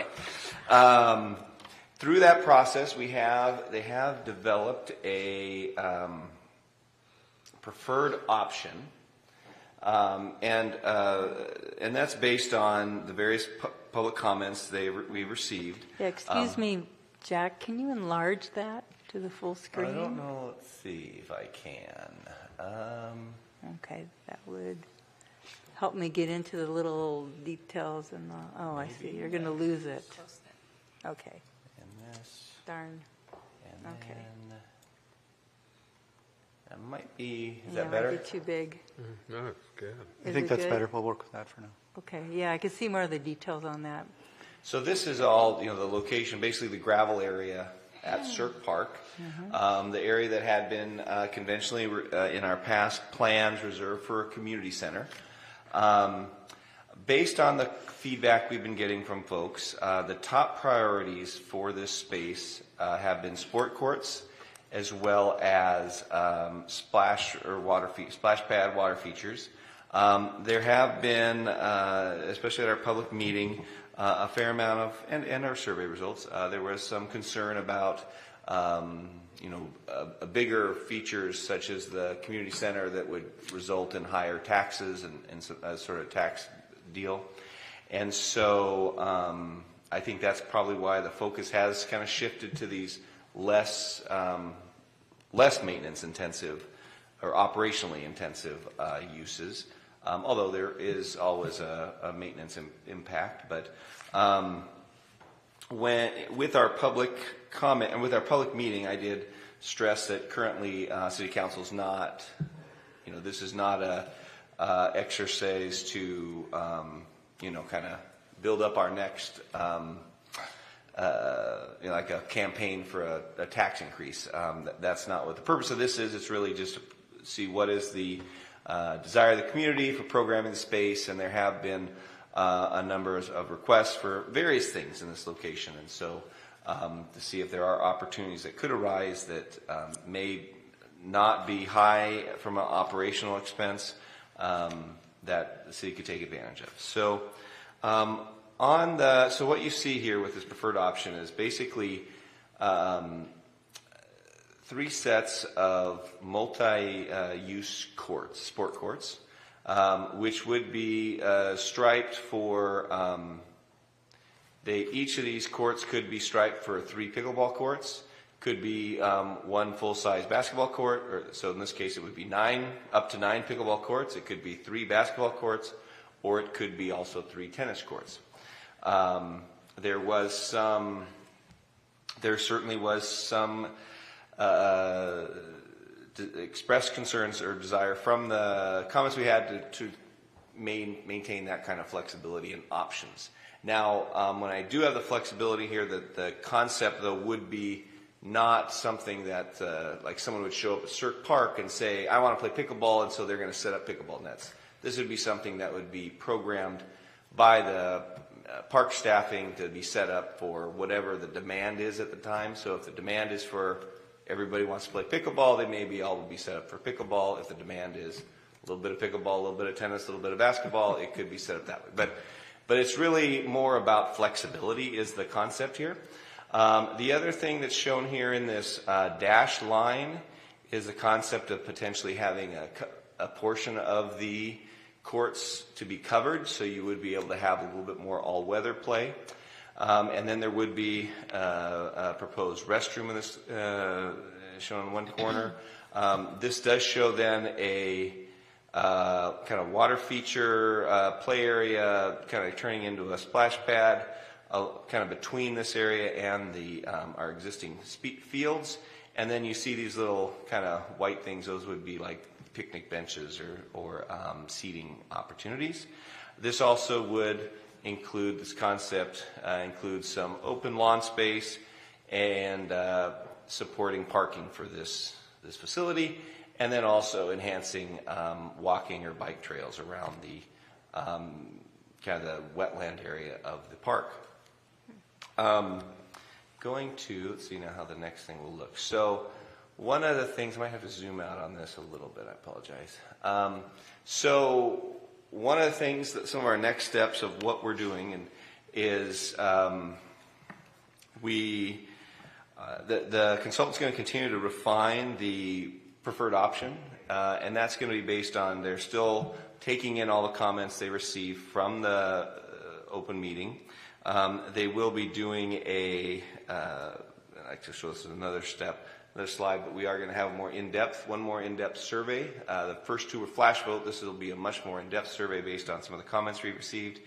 And then also come back with a kind of a final preferred option. And then also a potential phasing plan. So the concept would be once we come up with a kind of solidify more of this preferred option, what are the elements that could be identified as phases? Is it, can you do the sport courts and then you do the restroom and then you do the splash pad, or vice versa? So that's the other element we're looking at. This shows some of the options that they presented for some of the features for, say, the water splash pad area. And I just want to note here the most comments we received at the public meeting was in favor of this, the water walk type of water feature, which is a little bit less maintenance intensive. It would probably have a little water thing kids could play in, and then maybe some a few spray fountains going up, but less of the kind of Great Wolf Lodge kind of look, which that has a little bit more maintenance issues, just more maintenance intensive. The more gears and dooley bobs you have, the more maintenance you have. So that is and I think probably folks like this just for how it fits in with the park too. In looking at here are some of the options they had for potential covers for roof areas. I didn't see, they're still compiling which looks at the preference of folks on these, and really this is going to depend more on the cost. So they will also develop their cost estimates of these. I have seen pretty successful, kind of a more like a more utilitarian type of roof structure that have worked well for a pickleball or sport courts, that may be a little bit more affordable, although the that one E, the translucent strip, certainly looks cool. So I don't know, but this will really more to come on this based on cost options. And then, so this talks a little bit more about that. This is the next steps that was presented at the meeting. But basically, they're going to, in the next month, this month, they're continue to refine that preferred option. They're getting more of the cost estimate in of what this preferred option would mean. Then we're going to have a more in-depth survey coming out next month. And then once we have that, we refine that option more, and then hope to, in July, or it may push to August, come back to council with their recommendation and report. So that's where we're at, but be happy to answer any questions that you guys might have. Councilmember Grassi. Thank you. I was at the public meeting, and again, I just want to say, commend Jack for how he led that meeting, because there are a lot of excited opinions, and people are very excited and very passionate about pickleball and tennis and a lot of things.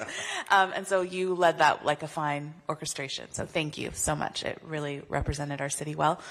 I have one question about the water feature, because on the drawing it says water walk and splash pad. Are you saying that it's really either or? I was under the understanding that there was a water walk to the splash pad feature. Yes, I think that's still where they're looking at, but the splash pad being more of a nozzle shooting up from the ground and less like things shooting down at you, or like hoses shooting at people and stuff. I also want to say this is not sponsored by Great Wolf Lodge in any way, shape, or form. No. Okay, I understand. I like the creativity of the water walk idea. I just hope that that the people that are that we're speaking to it are families that are going to utilize the splash pad and kids.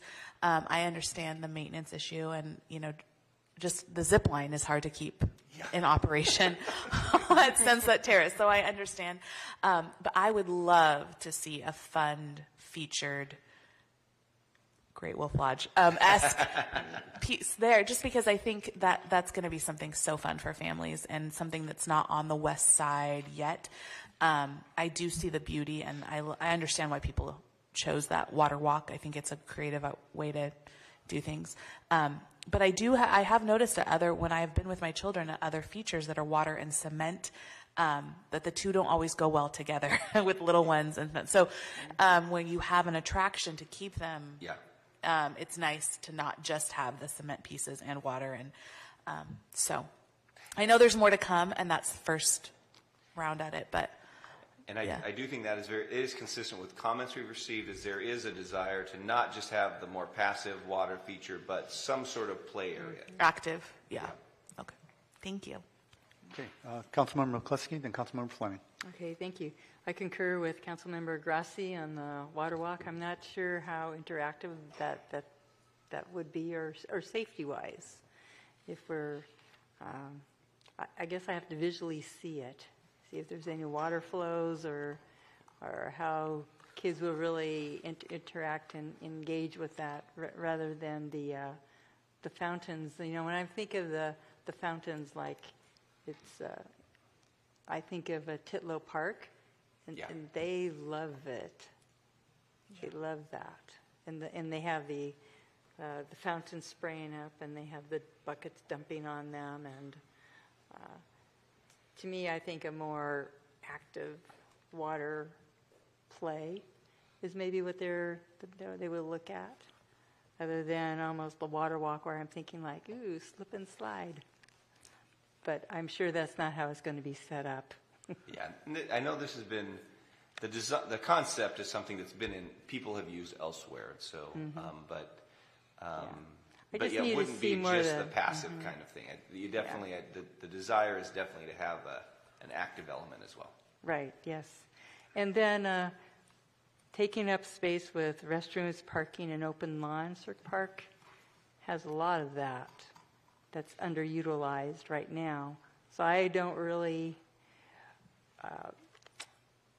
I'm skeptical about augmenting more parking and more open space and more restrooms, maybe putting the restroom money back where we have the main restroom and people can walk to that. I know the concern, and we did have questions at the public meeting about at least parking, because similarly, other folks said, there seems to be a lot of parking.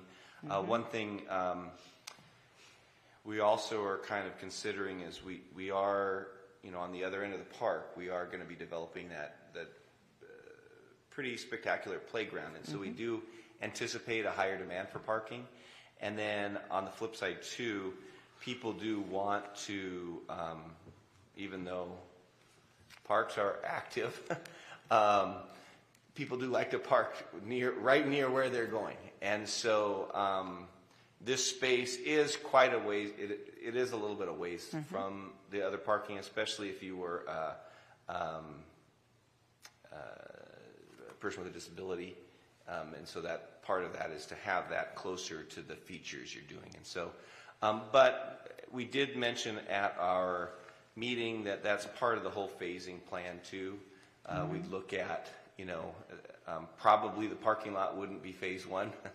It would be more in conjunction with the demand of a feature that the demand could be. And similarly, the open lawn may be a late phase or may just be a reserved area for something else. So those are, that's the beauty about being able to phase something and identify, jump on opportunities, grant opportunities. Let's say if an RCO grant came in that is geared towards sport courts or one that's geared towards splash pads, we can kind of target those and maybe get a piece. And a lot of those grants do also give you a lot of points for restrooms and parking too. And so it just depends what the opportunity is. Yeah, I have to look at the logistics and the data and the cost-benefit analysis of expanding parking and another restroom at Cirque Park. At this point, the trajectory in the future numbers that you seem to be alluding to, with the expansion of the play equipment at Cirque Park, I really don't see the parking slots filling up. Yeah. Unless there's a large event that's occurring there. But maybe you could work out the numbers and lay it out. That'll be part of the evaluation too. Sure. One other thing for the restroom, just to keep in mind, I know that I did see some comments in the survey. A lot of times when you have a splash feature and a play pad, it is the proximity to the restroom to be able to change clothes and so forth for little ones is pretty highly desired. So because it's quite a distance for a little one, to someone, especially sometimes cold water can cause some unintended consequences. So it's nice to get close to the restroom. So anyway, so I think those two kind of go hand in hand: the splash pad and the restroom. I would see it less so much for the sport courts. Okay, thank you. Councilmember Fleming. Thank you. Jack, we just had recently a long conversation when we were looking at the accessible playground, whatever that, I think I got that right. Yep. Inclusive playground, thank you. About the importance of having our park inclusive for all folks. And when I think about this program and I think about recently becoming an ADA individual, parking close to becomes a very important thing. So saying to a person who's got an ADA challenge, you got to walk across the entire park to get to here if you want to participate, I think makes this more exclusive than inclusive. So I do like the idea of the parking. I don't know whether that's too much parking or maybe not enough. Those are things I think we would need to look at. I think the other part of that conversation we recently had was ensuring that our parks programs were not just for youth but included seniors. And for those on the dais who haven't quite got there yet, bathrooms become very important for seniors. Just saying. As a doctor, of course. So I think the idea of adding a bathroom up there on that, I think that'd be like the southwest portion of the park, or maybe the northwest. But be that as it may, I think it's a good position to have that there. So for the folks that put this together, from the input of the public And then for the consultant, I think this is a program that I think is good. I mean, the layout is good. My last comment has to do with the splash pad. I know from some of the families I've talked to in UP, that seems to always be the underlying theme, that they want something like that in the city. I actually went down to Point Ruston and watched their splash pad and park that they have going. During the summertime, that is like the #1 attraction down there. I think it's worth taking a look at what they've done down there and how this might be adapted to something similar. I do like the idea of making it more interactive versus kind of a passive run down the path and get wet, but something that which kids as well as adults can have fun at without getting hurt on there. So I have no issues with parking, restrooms, or the water park as long as we keep all those in consideration. I do think the Point Ruston example is a really good example, and I think that is something that could fit well, something in that similar kind of vein. And I'll mention that to our consultant too, to have that as, when they look at some of their visual options, they can bring that in as a comparable kind of thing. Yeah. Okay, I got a couple questions too, real quick. And then first on the water walk, which I like the idea. I see the point about active versus passive, but my question on that was, is there going to be pooled water with that? And if so, how deep? What does that do to our liability? Because I noticed a lot of splash pads have no pooled water. It just sprays at you and does things like that. Do you know anything about that? From what I understand, it would be very shallow flowing water. Okay. And so it would be not stagnant. It would be kind of flowing along, but probably something like this in depth kind of thing. Okay. And I just want to know if that somehow increases our liability or says we have to put a lifeguard there because it's 4 inches of water that somebody could fall face. I don't know. I'm guessing not, but I would just want that answer before we sign off on it. We'll verify that. Yeah. And then finally, on the sport courts, which you have as like phase 2 right now, would that include the roofing at the same time, or would that be the roofing could be separate? It could be a separate phase, depending on, and any of these phases. And this was a conceptual phasing they came up with. That could change, and that really could change it all. Especially with what funding opportunity comes up. So, if there's a funding opportunity for a roof, maybe that's what we're going for first, right? Got it. But the concept is to try to do it.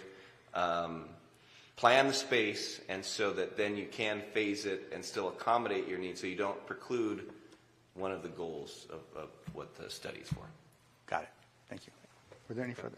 Okay. Councilmember Fleming. Thank you. Jack, I did have one other comment regarding the roof, so thank you for bringing that back up. While the opaque roof looks really cool and awesome and would be really nice, the thing that sticks in my mind about every time I see construction with an opaque roof is that it looks beautiful for the first year, and then winter shows up, and then you got moss and you got rot taking place in that plastic. And after the second or third year, it looks gross. And so the maintenance of that goes up quite significantly. So while I'm really attracted to that, I would not build one with that here in the Pacific Northwest. We may look at other options, but anything that requires someone getting up on that roof and changing out those plastic panels to keep it looking good is costly. So just something to think about. Yeah, and I just recently, since especially the I don't know if urgency, but definitely passion toward pickleball has been high with a lot of our residents. I have been keeping my eye out for different facilities, and I just recently saw it's actually a restaurant / pickleball facility. They had both indoor and then covered outdoor and open outdoor. And that facility had a very, it was a very utilitarian, like a corrugated metal roof. But because it had nice lights on it, it did the job. I could envision that in the park and work out well and be lower maintenance. And so I agree with it. I like the idea of kind of looking toward what works and the low maintenance kind of needs. All right, Councilmember McCluskey. Okay, thank you.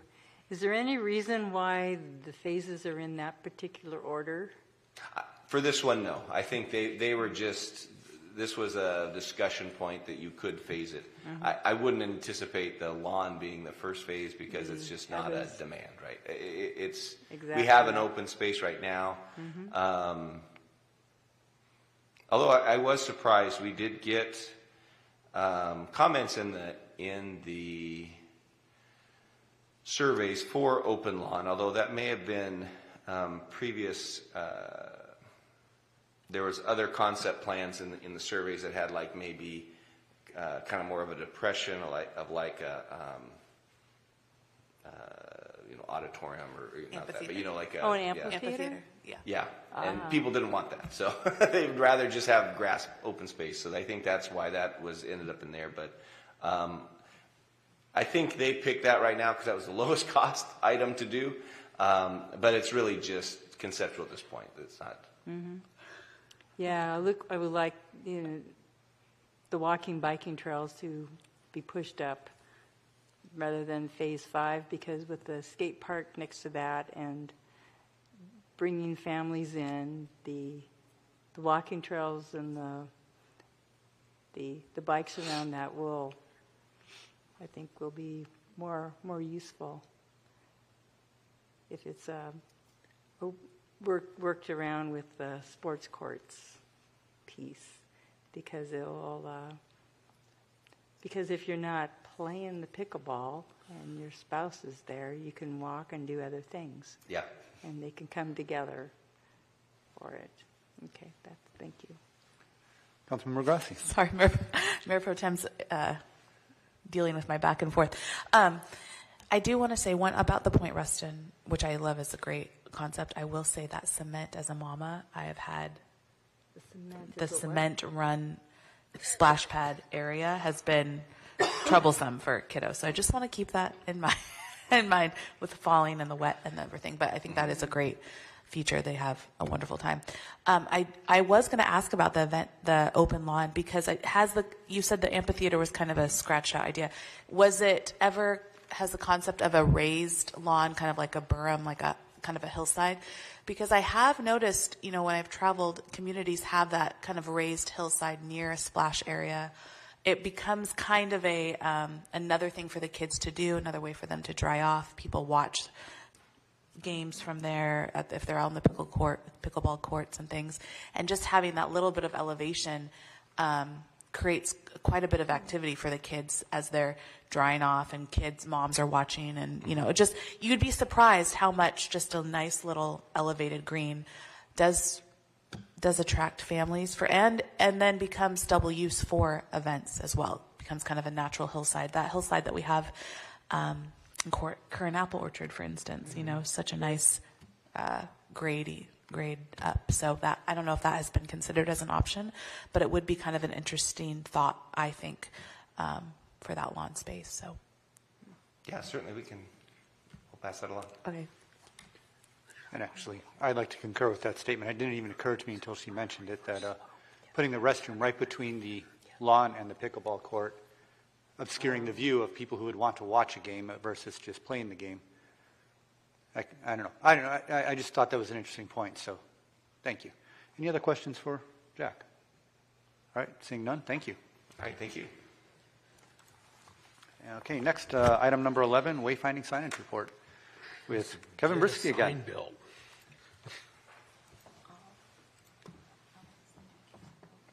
Oh, no. Okay. Oh, my gosh. Ooh. Okay, then forget it. I bet we agree on the same one. I hope so. Want a ballot?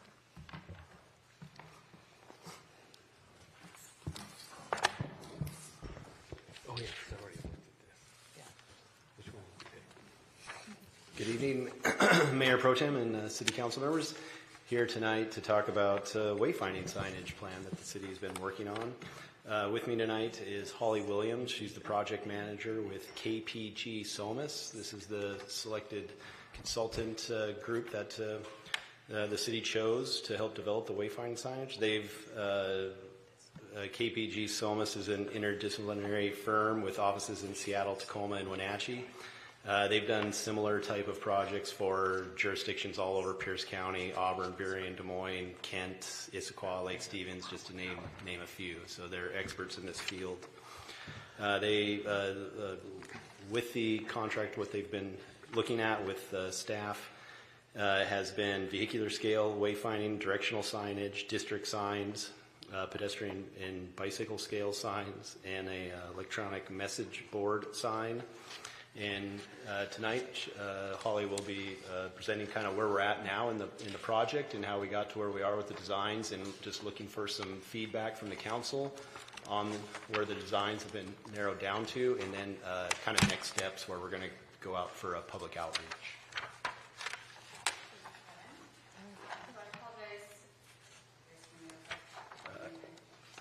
Oh, there we go. That's better.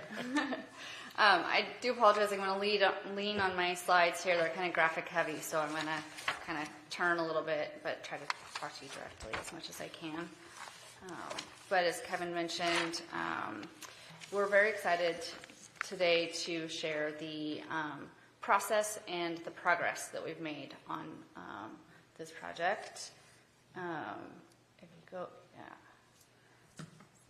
yes, thank you. So the goal of this project is to provide informative and effective wayfinding throughout town.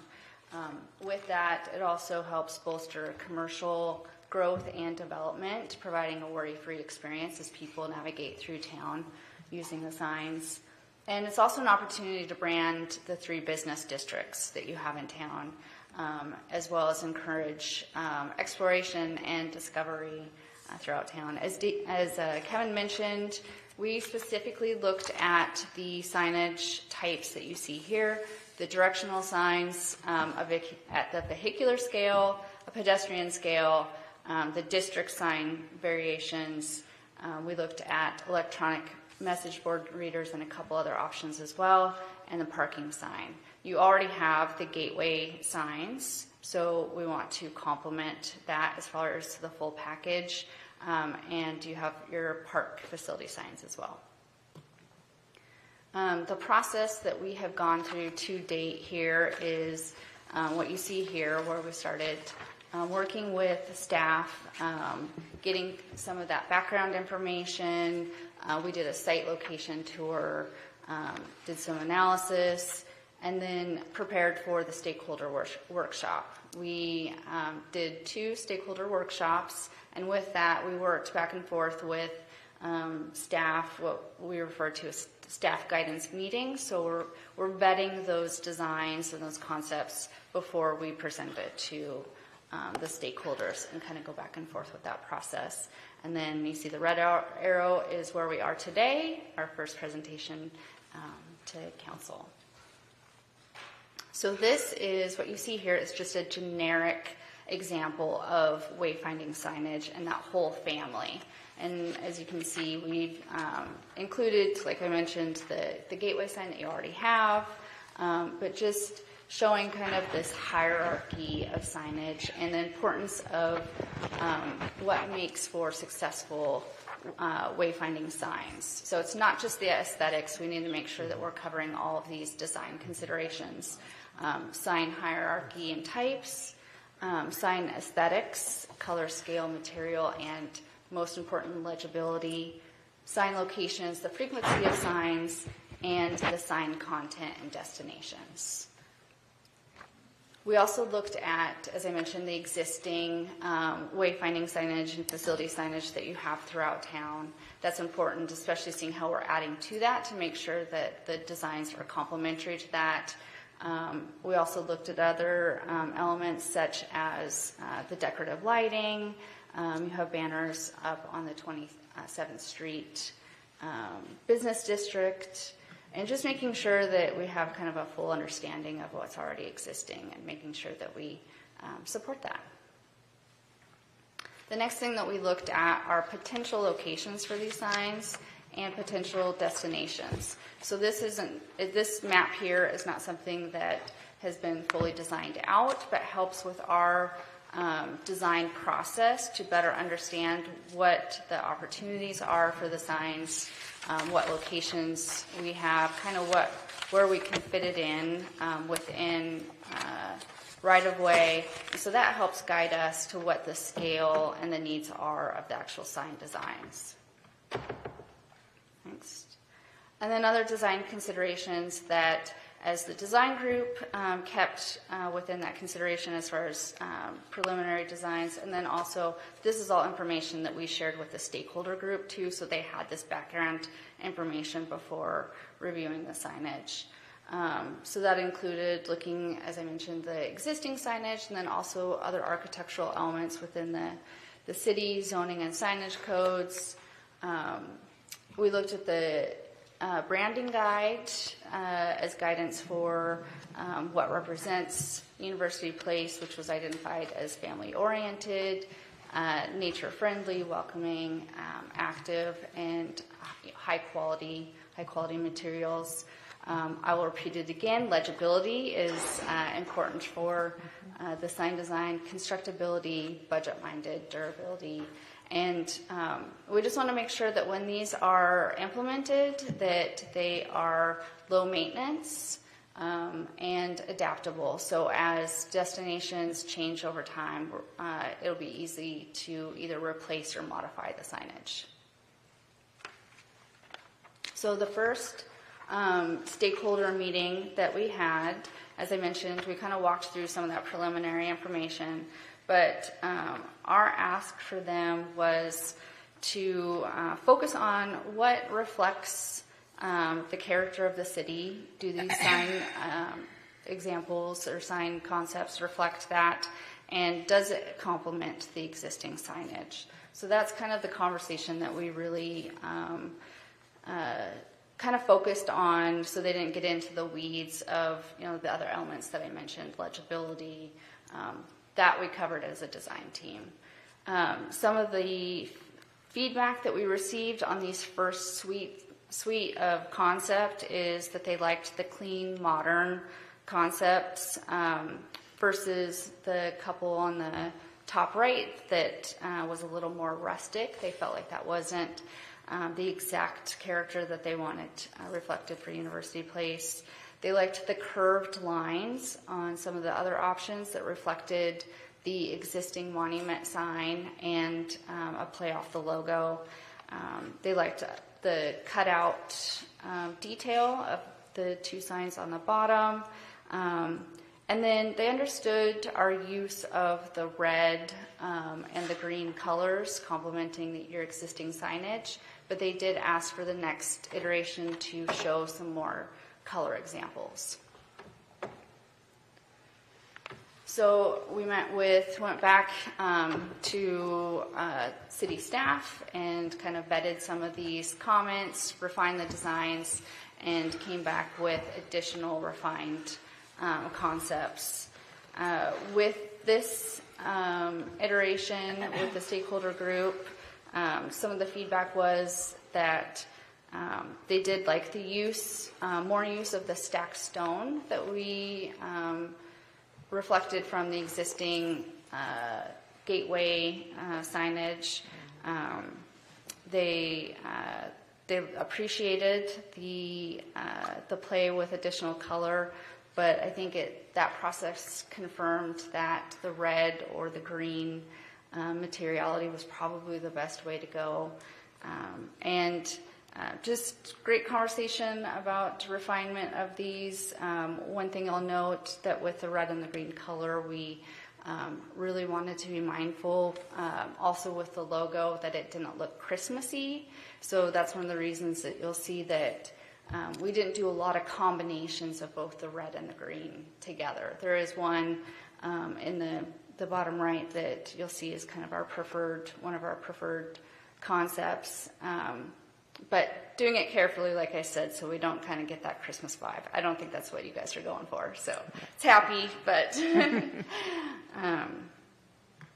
so with that, we'll walk through. So there's 4 concepts that the stakeholder group recommended that we carry forward, sharing with council, and then with your support, taking it on to public engagement. The first concept, 1A here, is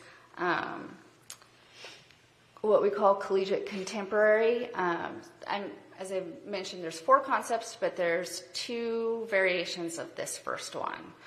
So really there's kind of 3 concepts, but slight variation of concept 1A and 1B. 1A reflects this, those clean modern lines. The red, utilizing the stack stone that was found in the existing gateway sign, entry sign, and then just a nice, slick, clean powder coat for the silver aluminum for the poles. The next sign is, so as I mentioned, very similar to the first one, but with reflecting the, what we call kind of the park green color. This is the green taken from the park signs. I will say, and we talked through this with the stakeholder group too, every single monitor for the colors looks green. Every single time you print it off looks, or not green, but looks a different version of that when you print it off. So when we do move forward into final design for these colors, we actually, with the stakeholder group, we even brought colored samples, like the powder coating color, to really hone in on the color. So I just wanted to make note of that. When I know it looks a little bit blue here, it actually is reflecting, the attempt is to reflect your green signage and your green decorative street lights as well. This one we showed just a pop of color with the logo, as you can see, the top of the directional signage, and then embedded into the stack stone on the base of the district sign. Next concept is what we call the rhododendron city concept. So this is playing off of that, the detail of the metal being cut out with a pattern design. And that pattern is really playing off of the petals from your logo, the petals from the idea of it being a rhododendron city, and just giving kind of a nice detail that doesn't really need to be legible from a roadway speed, but a nice pedestrian detail as you walk by it. And then the next concept is the classic bronze. So this is where we were able to play a little bit with a combination of the green and the red, and then bringing bronze into that as a nice complement to those 2 colors, and then also complementing the stack stone material, and just gives a nice, going back to that idea of quality finishes. I think the bronze helps reflect that. And so with that, those are the 4 concepts. We do have more slides in our presentation, but Kevin and I thought that this would be a good time to maybe pause and ask for comments or questions on the 4 concepts. Okay, so in order, Councilmember Fleming, Grassi, and McCluskey. Thank you. And thank you for your presentation tonight. Truly appreciate that. I've been somewhat outspoken with regards to these wayfinding signs because it's taking us almost as long to get to a resolution on this as it did to build the I-5 Highway 16 interchange. So I'm hoping we don't have to delay this any longer. I noticed in your timeline you've had a couple of stakeholder meetings along the way. So I am not in favor of taking this back for public engagement and more conversation and dialogue. I think you've produced a really good product here. You got 7 council members who were elected by the public to make decisions, on behalf of the constituency for this city. So I would be in favor of bringing it forward to the council, and then let's make a decision and get this project going versus any further delays on it. So that's one voice.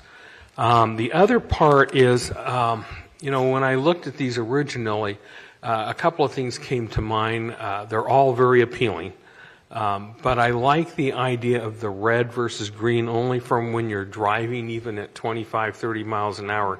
Green is camouflaged, so you don't see it. And what we want people to do is to see these signs and take note of where things are and what districts they're coming into. So I really prefer the red because it catches your eye and you can see it. I'm not in favor of the metal cutout version, only from the standpoint that, again, you may see it during the daytime, you won't see it at nighttime. So I would love to see the red with the monuments and the flagpoles, as I call them, but maybe with a lit version so that at night when people are trying to find their way around our community, they can do that. I don't know how hard that is to add to it, but... Yeah, and I apologize, I didn't mention that through going through these. We are proposing that the district signage be lit. That's kind of the most, kind of going back to that idea of hierarchy of the signs. As you enter each district, we thought that would be kind of the best, prioritizing where you put your money for the lighting would be with the... I also noticed when I was up in, I think it was Redmond or Kirkland or one of those cities up in that area, even their flag wayfinding signs at night were lit. So when people like myself from out of that community were lost, we could look at those signs and see where they were. I'm just presuming if other communities can do that, there's no reason why we couldn't either. And just have all those signs lit versus just the district ones. But short of that, I love what you've come up with and the proposals you have. I know Councilmember Grassi has one more comment to add to that, so I won't steal her thunder. But I'll pause there for now. But that's kind of where I'm at with this whole thing, and appreciate the work that you've done on that. So thank you. Thank you. Councilmember Grassi. Thank you, Mayor Pro Tem. Thank you so much for your presentation. I know it's a lot of work, and I do concur with Councilmember Fleming. I think the quicker we can get to a decision on this, I think action would be best. I know that it is scheduled to be out at Duck Days with some sticker engagement, which I think is interactive and fun, and maybe could conclude our public engagement piece of this. I'll just get right to it because I'm excited about this project, and I have some distinct ideas, but I'm not a fan of the laser cut option. That feels dated to me and messy. I love the red. I think there's a reason why stop signs are red and white, and I agree with Councilmember Fleming. It grabs your eye. I love the curve option of the concept number 1. I like the idea of having them lit. I think Kevin was discussing with me the idea of those business district letters being relieved from the top, which really help pop out. I think more lights, more better. More lights, the better, everywhere. And so having those lit, I think, is attractional. I think it's warmth. I like the brick. I like the concept of having University Place repeated on the top of the stone in concept number 3. It's not a deal breaker to me. What's more important is the color. And the shape. I like the warmth of the shape of the curve of option number 1. I really don't like the powder coating of the gray of the poles. I think that the poles should match. I understand the concern of the Christmas red and green, but I do think there's great consistency in keeping those poles the same color as our light poles somehow. And having a metal option of the bronze is a good second choice to me. So I would be interested to see this concept with maybe the University Place added at least to the top of that of the pole option, where it says the full University Place again, instead of just the rhododendron, and eliminate the gray. Same with the parking. I think gray is just, again, warmth for our city. The bronze or the green to match our light poles, I would be in favor with. I think it's warmer and friendly, and I know it's a lot of opinions. This is so subjective when you bring in colors and fonts and all of that. So it's a lot of work. So I appreciate all of your thoughtfulness about it. And I think keeping it modern while keeping it something classic that we're going to be proud of and that sets us apart and it makes us a distinctive city as a first impression is really important. So I'm super excited about moving this forward. I like the idea of the electronic sign, again, being in that red and popping. it's all about, like you said, legibility and making people see. I think lights are a great way to do that. So thank you so much. But overall, number one, with a few tweaks, is what I'm in favor for. Thank you. Thank you for your comments. Okay, thank Councilmember you. McCluskey. All right. So I'm aligning with the past two council members with going with the University Place red tones, staying away from the green. That color seems to recede. I think the bronze really makes it pop and rich. The reader board, it seems like the space in that is rather small. Is this to concept, or is it going to be bigger than that? Off the top of my head, I can't remember the dimensions of the reader board, but we have done a number of those for a variety of cities. And so what we're showing right now is kind of you're talking about the black box. Right, where the information is actually going to be. Yeah, so that's, it's been designed around a standard for that. And I apologize, I can't remember what the dimensions are, but. Okay, it just appears kind of on the smaller side. Right. Okay, yeah, and we can get that I imagine it will be information for you. placed on Bridgeport somewhere. What's that? The reader board sign will be placed on Bridgeport somewhere. Yeah, that's the concept with the reader board. And I will say we've got as you guys I'm sure saw, we have a few more slides to talk through, kind of comparing the reader board and the kiosk. Okay, that was the other thing. Okay. Yeah. So I'll wait on those two then. Okay. Okay. I like the stonework. I think that's complementary and keep that design concept going. And I do like the curved approach. My artist in me likes to go with the frilly cut out ones, but I think this one is more business oriented. It gets the message across, and it does have a little bit of a contemporary feel and flavor to it. I know the business group on the 27th Street corridor, they didn't want us to look historical or outdated. So I think this will create a nice statement and will stand the test of time.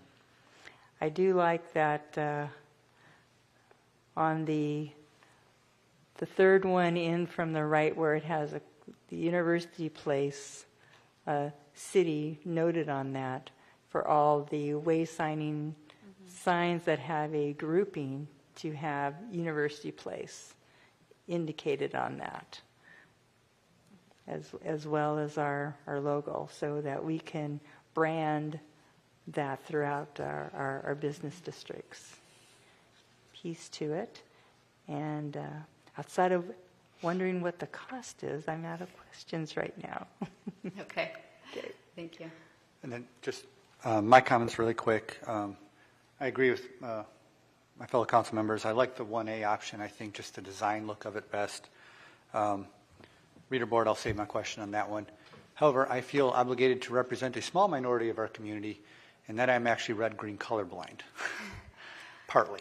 And so red does not stand out to me anywhere near as much as it does to other folks. You put it up against a tree and I'm not going to see it. So having said that, anything you can add to it to make it pop of a different color, like, for example, the pole that has the white University Place on top of it, that helps me because then I can at least see the sign is there and then focus on it and see what's actually there. Okay. Or anything else that's another color, a yellow, a blue, or something. I know I'm not the guy to talk to about color palettes, please. But just pointing out that straight red, some small percentage of our city is just not going to see it. That's a great comment. Thank you. Okay, thank you. Any more questions before they move on? No. Okay, go ahead. Okay. So we wanted to jump into kind of the next layer of conversation. As I mentioned, the electronic reader board, we looked at some, as you can see, some examples of that in electronic kiosk, and then we also talked a bit about a banner pull option. So we can kind of talk through, well, one, we don't have any examples for the banner pole option. We did pull just kind of some high-level costs for that. We did one for the city of Duval.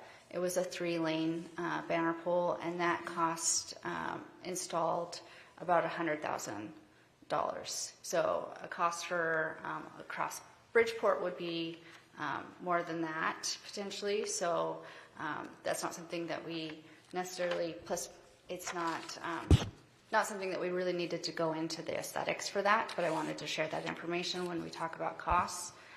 We looked at the electronic board examples. As you can see, here is a variety of those. When we talked to the stakeholder group, some of their comments regarding the option for the reader board was they thought that it would be a good idea as far as reaching a wide audience, potentially compared to the kiosk, but asked if it would be a safety concern, just as a distraction to drivers.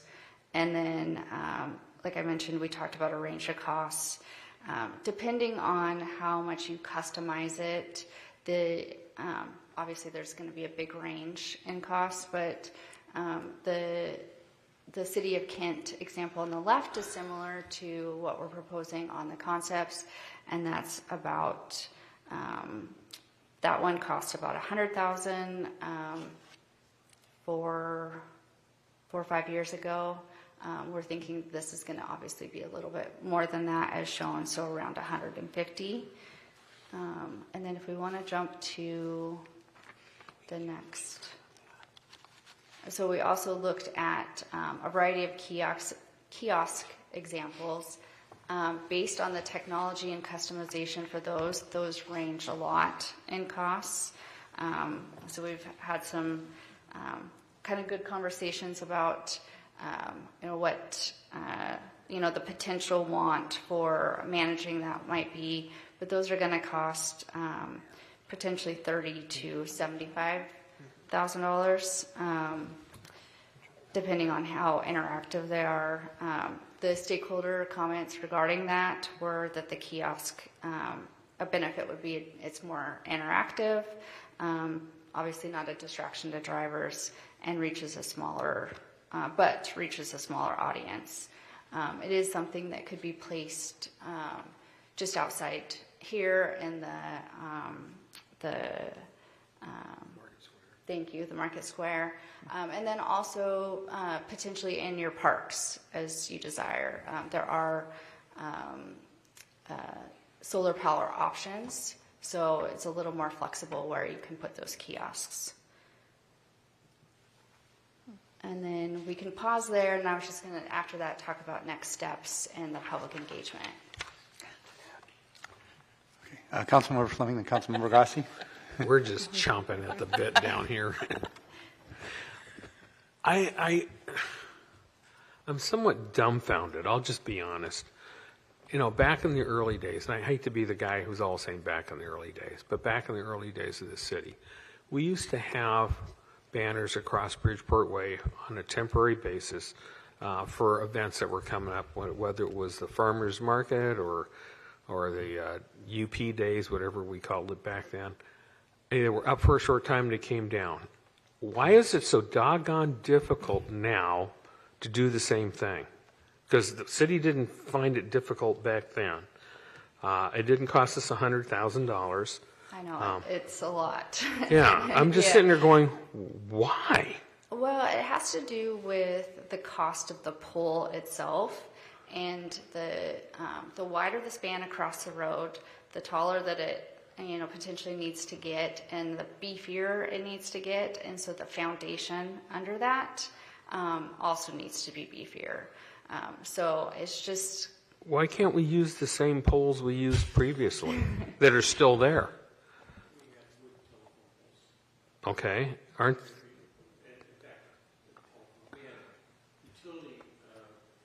All wood utility poles we inherited in the city. We left a few of those up, I believe. Yeah. And we strung those across. but those are all gone now. So, All of them? We've pulled them all in Bridgeport, so in this section. I know in town center we have, but what about on the outside portions of town center? Kevin, I don't know if we've, Jack's not here. Jack would know the inventory of poles, but we've pulled most of the utility poles, the wood utility poles on our city corridors, our arterial corridors, the main corridors where people drive. Those are gone. We don't have those anymore. There may be, in fact, I'm trying to think if there is, in places where we have an undergrounded utilities, there are probably still utility poles. Now the question is can you hang anything else on those? You'd have to work with those utilities to do that. Okay, but we can still work with the utilities if we needed to. I'm thinking like at the north end of town, we still have poles up out there. Yeah, we'll have to go back into the archives to find out exactly what we did, what materials we used, and I'm guessing that we used existing utility poles. We also, I seem to recall that at the time that Gary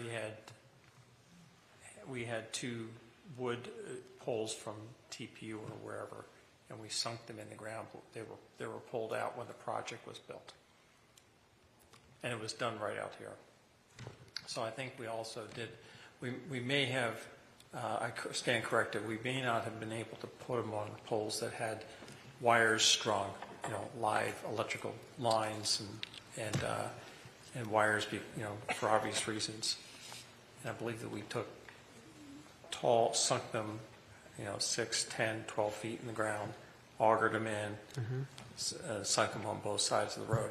The problem is that when we came through and redid Bridgeport from edge to edge for 2 miles worth of it, we pulled most of that stuff out. Yeah, and those came out at the time. I think that's what happened. Okay. Now, is that something we could do still? I don't know. And things were a lot cheaper then. I don't know if those poles, as opposed to a nice steel green powder-coated pole, would an old wood utility pole from down at the TPU yard satisfy. So. Yeah, I don't know the answer to that. I just know that. Would you want it there permanently? Yeah, those are great questions you're asking, and I don't have good answers, unfortunately. Every time we come up with an idea, all I hear is $100,000. And I'm thinking the world can't be that expensive. It's the new threshold. Good Lord. It's amazing, but you cannot get much done for less than that in a lot of areas of construction, especially when you start dealing with roadway and street and right-of-way construction, which, it all adds up. So I'm not surprised that, for instance, that kiosk that Holly showed, that $100,000, I was thinking before she said it's $150 now, easily. I know they're not cheap. That I do know, since our everything company's dealt with a few of those. From the components in there to the contractors to the concrete to everything, to all the conduits in the ground, and it's all extremely it's mind-bending. But there's been a tremendous amount of inflation in all areas, and we're not going back. So the question you raised, Councilmember, is could we do something more affordable than the $100,000 option, or actually no, $100,000 for 3 lanes. Potentially double that out here. So. Well, I would say let's look at how we can do this more affordable. Yeah. I know, at least I've heard several times from council members that love to see the opportunity to put a banner up there on a temporary basis. I don't think anyone's wild and crazy about going broke over it, but if there's an affordable way to do it, then we should be exploring those too. So we'll have numbers for you, but that's my 10 cents for what it's worth tonight. But all this needs to get priced up, and there's some of this you've already provided seed funds, the $150,000 to get us started. That's obviously going to go so far to build out the signage plan program that you ultimately say yes to. Once we get through the Duck Days, public participation and input, and this is coming back to you. I think that's the plan, isn't it, Kevin? Let's vote on it and let's get it going. Whatever you want to call it. Delight it, period. Okay. And the pricing on the district signs and the directional signs is obviously much, much less. The district signs will probably be $15,000 or a little under, depending on how difficult it is to get power. And the directional signage on the posts, we're estimating at. Do you have that number? Yeah, we've got some preliminary numbers. So for the district signage, and they vary slightly from concept to concept, but around the most recent quote that we got, $22,000 for the district sign, around $6,000 for the vehicular sign, a little bit over $5,000 for the pedestrian sign, and then parking is your cheap one, $1,000.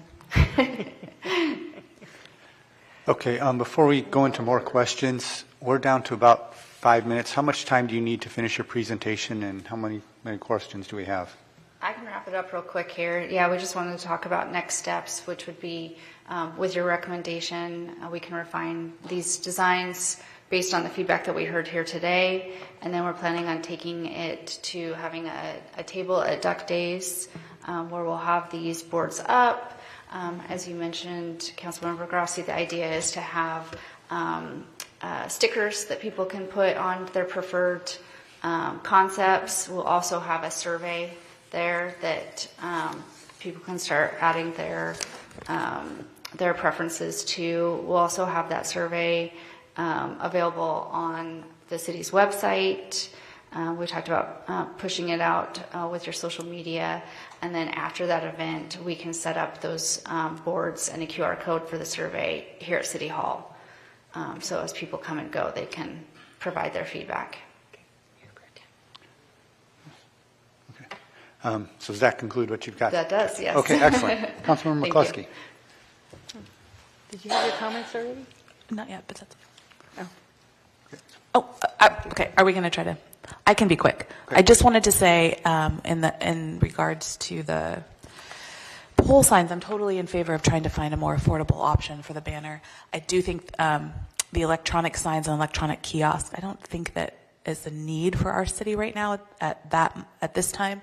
I do want to keep in mind that when we do get those electronic signs, it does involve staff time to keep them updated, to have creative artwork on them, to make them look engaging and making sure we have the messaging right. So you also have to play into the time of the cost, staff time to operate it, and the cost of purchasing and upkeep and repair. And so I feel like that isn't a priority for us right now as a city, but I'm sure we'll talk about it more. Thank you so much. Councilmember McCluskey, do you All have right, anything? thank you. I'm looking at this proposal in two different concepts. One is wayfinding, directional, and the other is more informational out to the public for special things that are going on in the city. And as Mr. Sugg knows, banners across University Place has been one of my mantras for quite a bit. I believe would be even more impactful than having a kiosk sign or a reader board that presents our different events in the city. But that's my personal opinion there. But the wayfinding is the priority to go forward. Several of the council members here are leaning towards the red signs that our Mayor Pro Tem could read, so maybe he could be the beta tester for it. We do want to be sensitive to those that are colorblind in regards to that.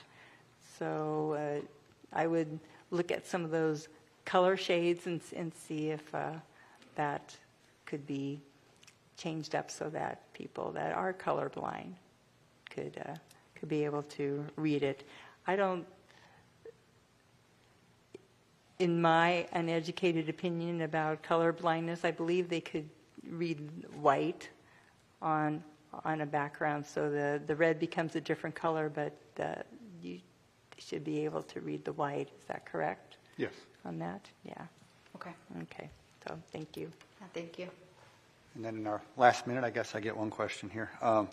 Just real quick, if we do go to electronic reader boards at some point, and actually I agree with Councilmember Grassi, as that's not my top priority.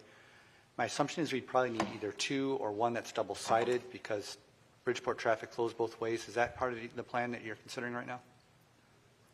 Yeah, we talked about that, and that's one of kind of the complicated things with it being on Bridgeport is because it is so wide, you're kind of only seeing it from one direction. It could be two-sided, which would obviously be a cost savings to having two on each side, but you might not be able to obviously read it as easily from the opposing traffic side. Okay, thank you. Any further questions in 30 seconds or less? All right. Thank you very much. Thank you. There being no further business to discuss, this meeting is now adjourned.